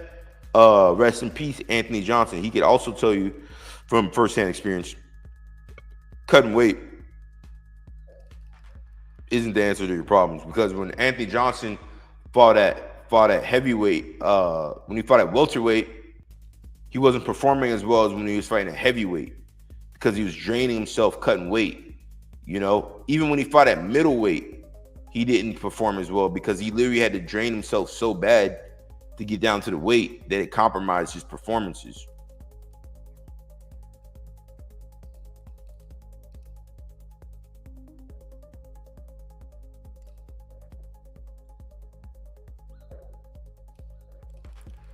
Oop, I didn't bring a teleport.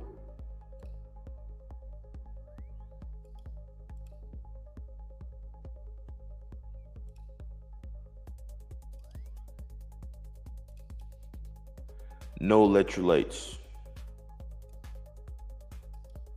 Yeah, when you call that weight, like you get hit, you get knocked out easier, bro. Like, you know, if I can go back in time, where's the bank at? If I could go back in time, I wouldn't have cut as much weight as I did in certain fights. Bro, I cut so much weight in one fight, I damn near fucking died, bro. Almost died cutting weight. A few times, bro. Almost died cutting weight like twice. Like, it's very weird. Your heart starts doing weird shit, you know. Your body just is drained and you literally feel like you're gonna die, bro. You know, and then you have to fight the next day. I don't recommend it.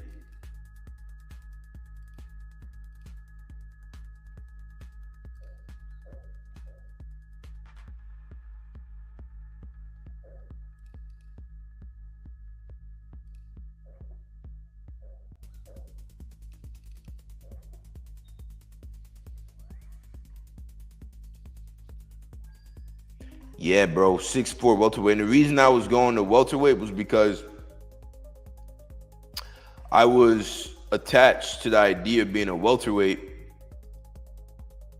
because, you know, growing up, like when I was your age, I was always like, yeah, I want to be a welterweight. You know, I was watching George St. Pierre, so I was attached to the idea of being a welterweight.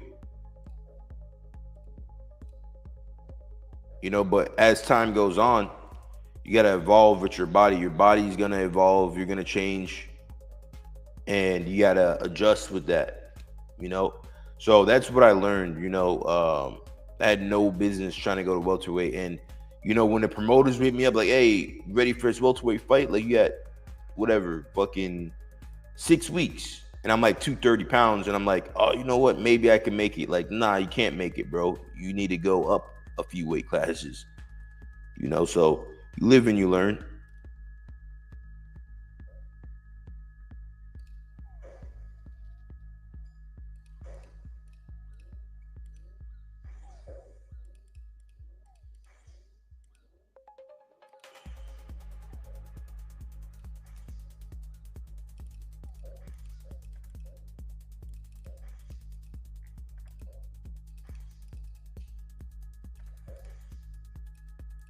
But the only person I think who could come close to John Jones's like accolades and records right now is Michael Morales.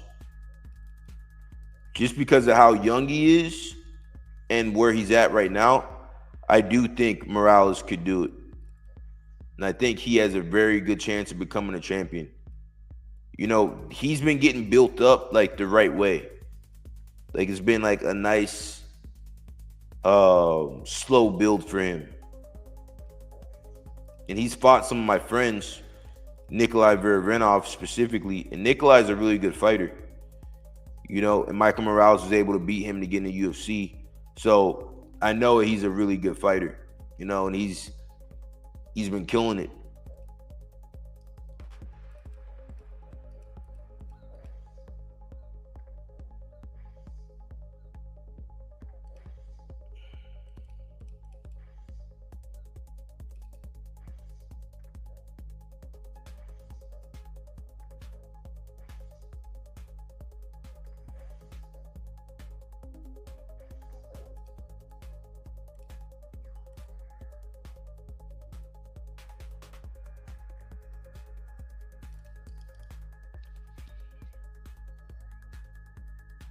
I mean, nah, because here's the thing about Michael Morales' striking. I can tell you firsthand and straight up, Michael Morales fought Nikolai Verenov. Nikolai is one of the best boxers in the UFC right now. Morales' boxing might not look super clean cut and might not like look like it's all that, but it works for some reason. And the fact that he was able to beat Nikolai is what shows that. You know, without getting knocked out. He's fought a bunch of good strikers and hasn't gotten knocked out. So sometimes in fighting, that's how it is. Sometimes you have guys who their boxing doesn't look very clean, but for some reason it works. And Morales is that type of guy. You know, for some reason it just works. I don't know why it works, but it works, you know. And that's the thing. It's called the X factor. He has that X factor. It's very similar to John Jones.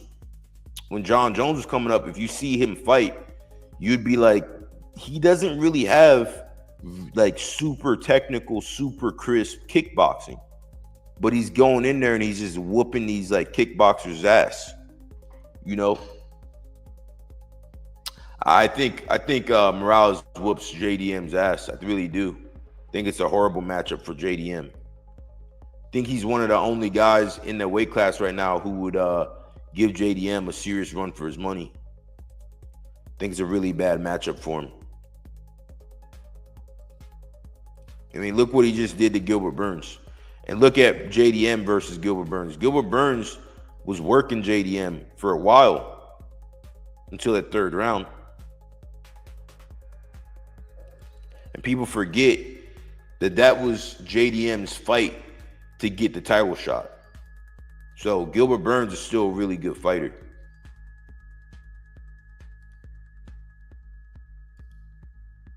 Like nobody could deny Gilbert Burns is a real good fighter.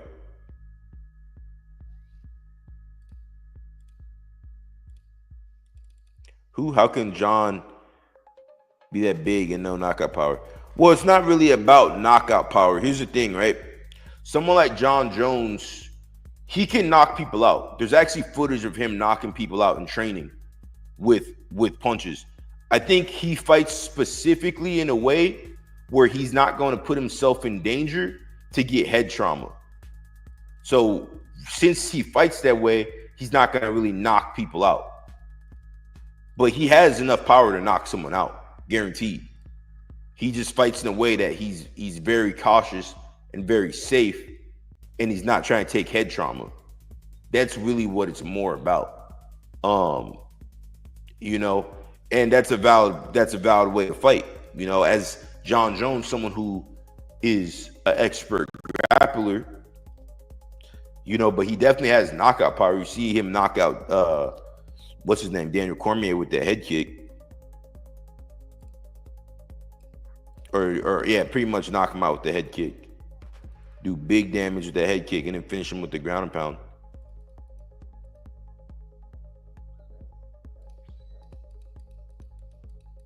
You know, knockouts are overrated. You know, JDM had a broken hand, though. That has nothing to do with it, bro. He had a broken hand. That doesn't mean anything. That's not why he didn't break his hand until the second round. Like, Burns was working him, and not because of the broken hand. Burns broke his hand with a kick, if I recall. So it wasn't that he had a broken hand. Burns literally broke his hand or broke his arm with a kick. You know what I'm saying? It's not like he just broke magically. You know what I'm saying? Like, Burns really worked him for 2 rounds.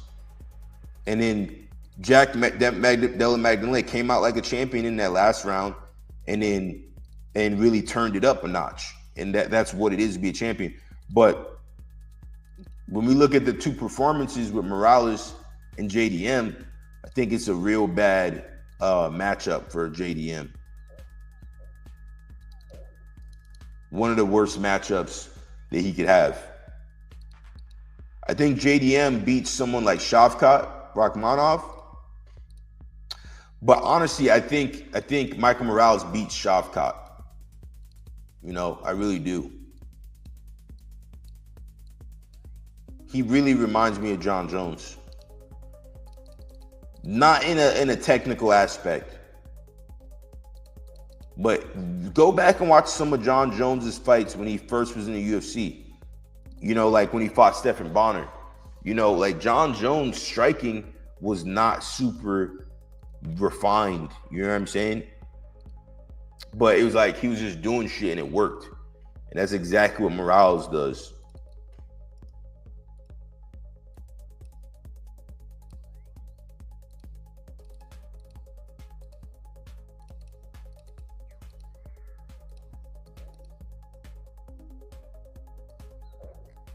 Hey, but Buckley got worked by Usman, huh? Buckley got fucking destroyed by Usman. I was shocked by that because I like Usman a lot, but I really thought Buckley was going to pull it out. But it just goes to show that high-level wrestling is something else, you know? And I was so happy for Usman because, you know, coming off of those losses back-to-back is fucking brutal, man. And he really needed that win.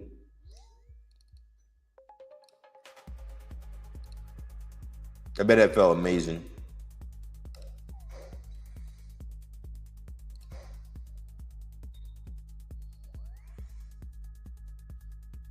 Marty had to get that monkey off his back. Yeah. I mean, sometimes it's what it is, you know. Usman is great, but his striking looks so bad. Yeah, that's what I'm saying. Sometimes people's striking looks bad. You know, not everyone has like super pretty striking like or super pretty boxing like Ilya. You know, sometimes people's boxing looks bad, but it's effective and it works. You know what I'm saying? And that's my thing with JDM. Or not JDM, with Morales.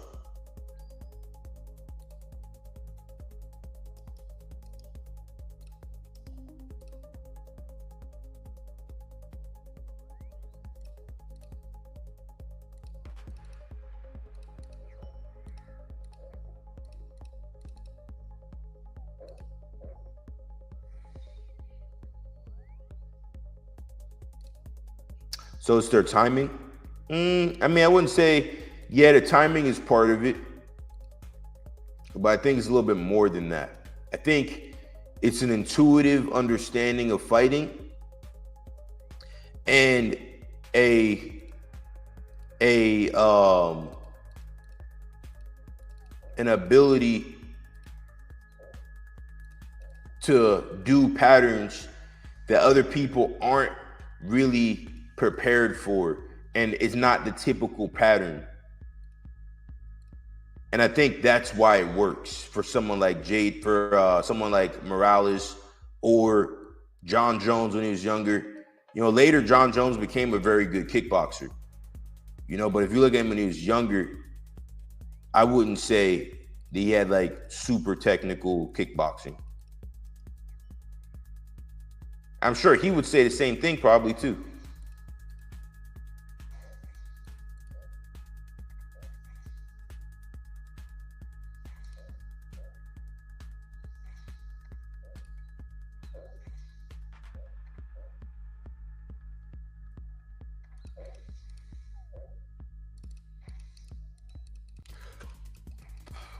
JDM better striker than Ilya. Just yeah. So in my opinion, the two best boxers right now in the UFC are JDM and Ilya Topuria.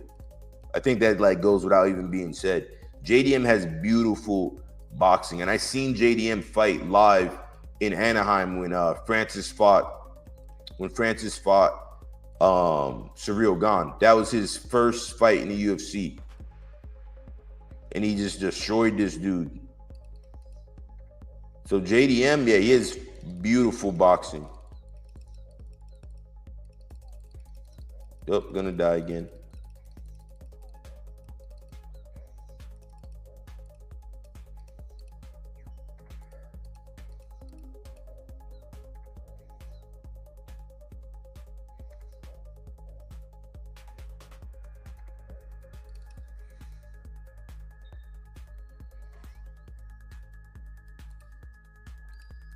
Yeah, I think boxing is making a comeback in the UFC though right now. Big time. You know, like Josh Van, Ilya Topuria, JDM.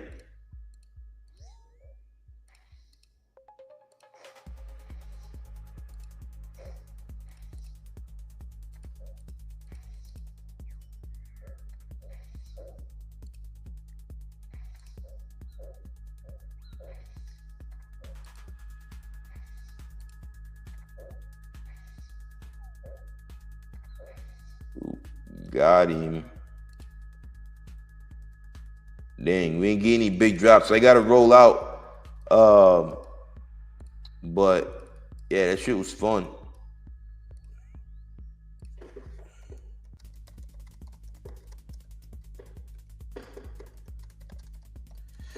So, yeah, we get any big drops tonight, but is my mic still on? Check, check, check. Yeah. So, we ain't get any big drops tonight, but appreciate you, Alan. Let's do it again soon. Much love, guys. I'm gonna be back on soon. Wick Son, much love. And watch out, I'm gonna be putting out a video soon on some fight technique. Much love, guys. Peace. Learn to fight.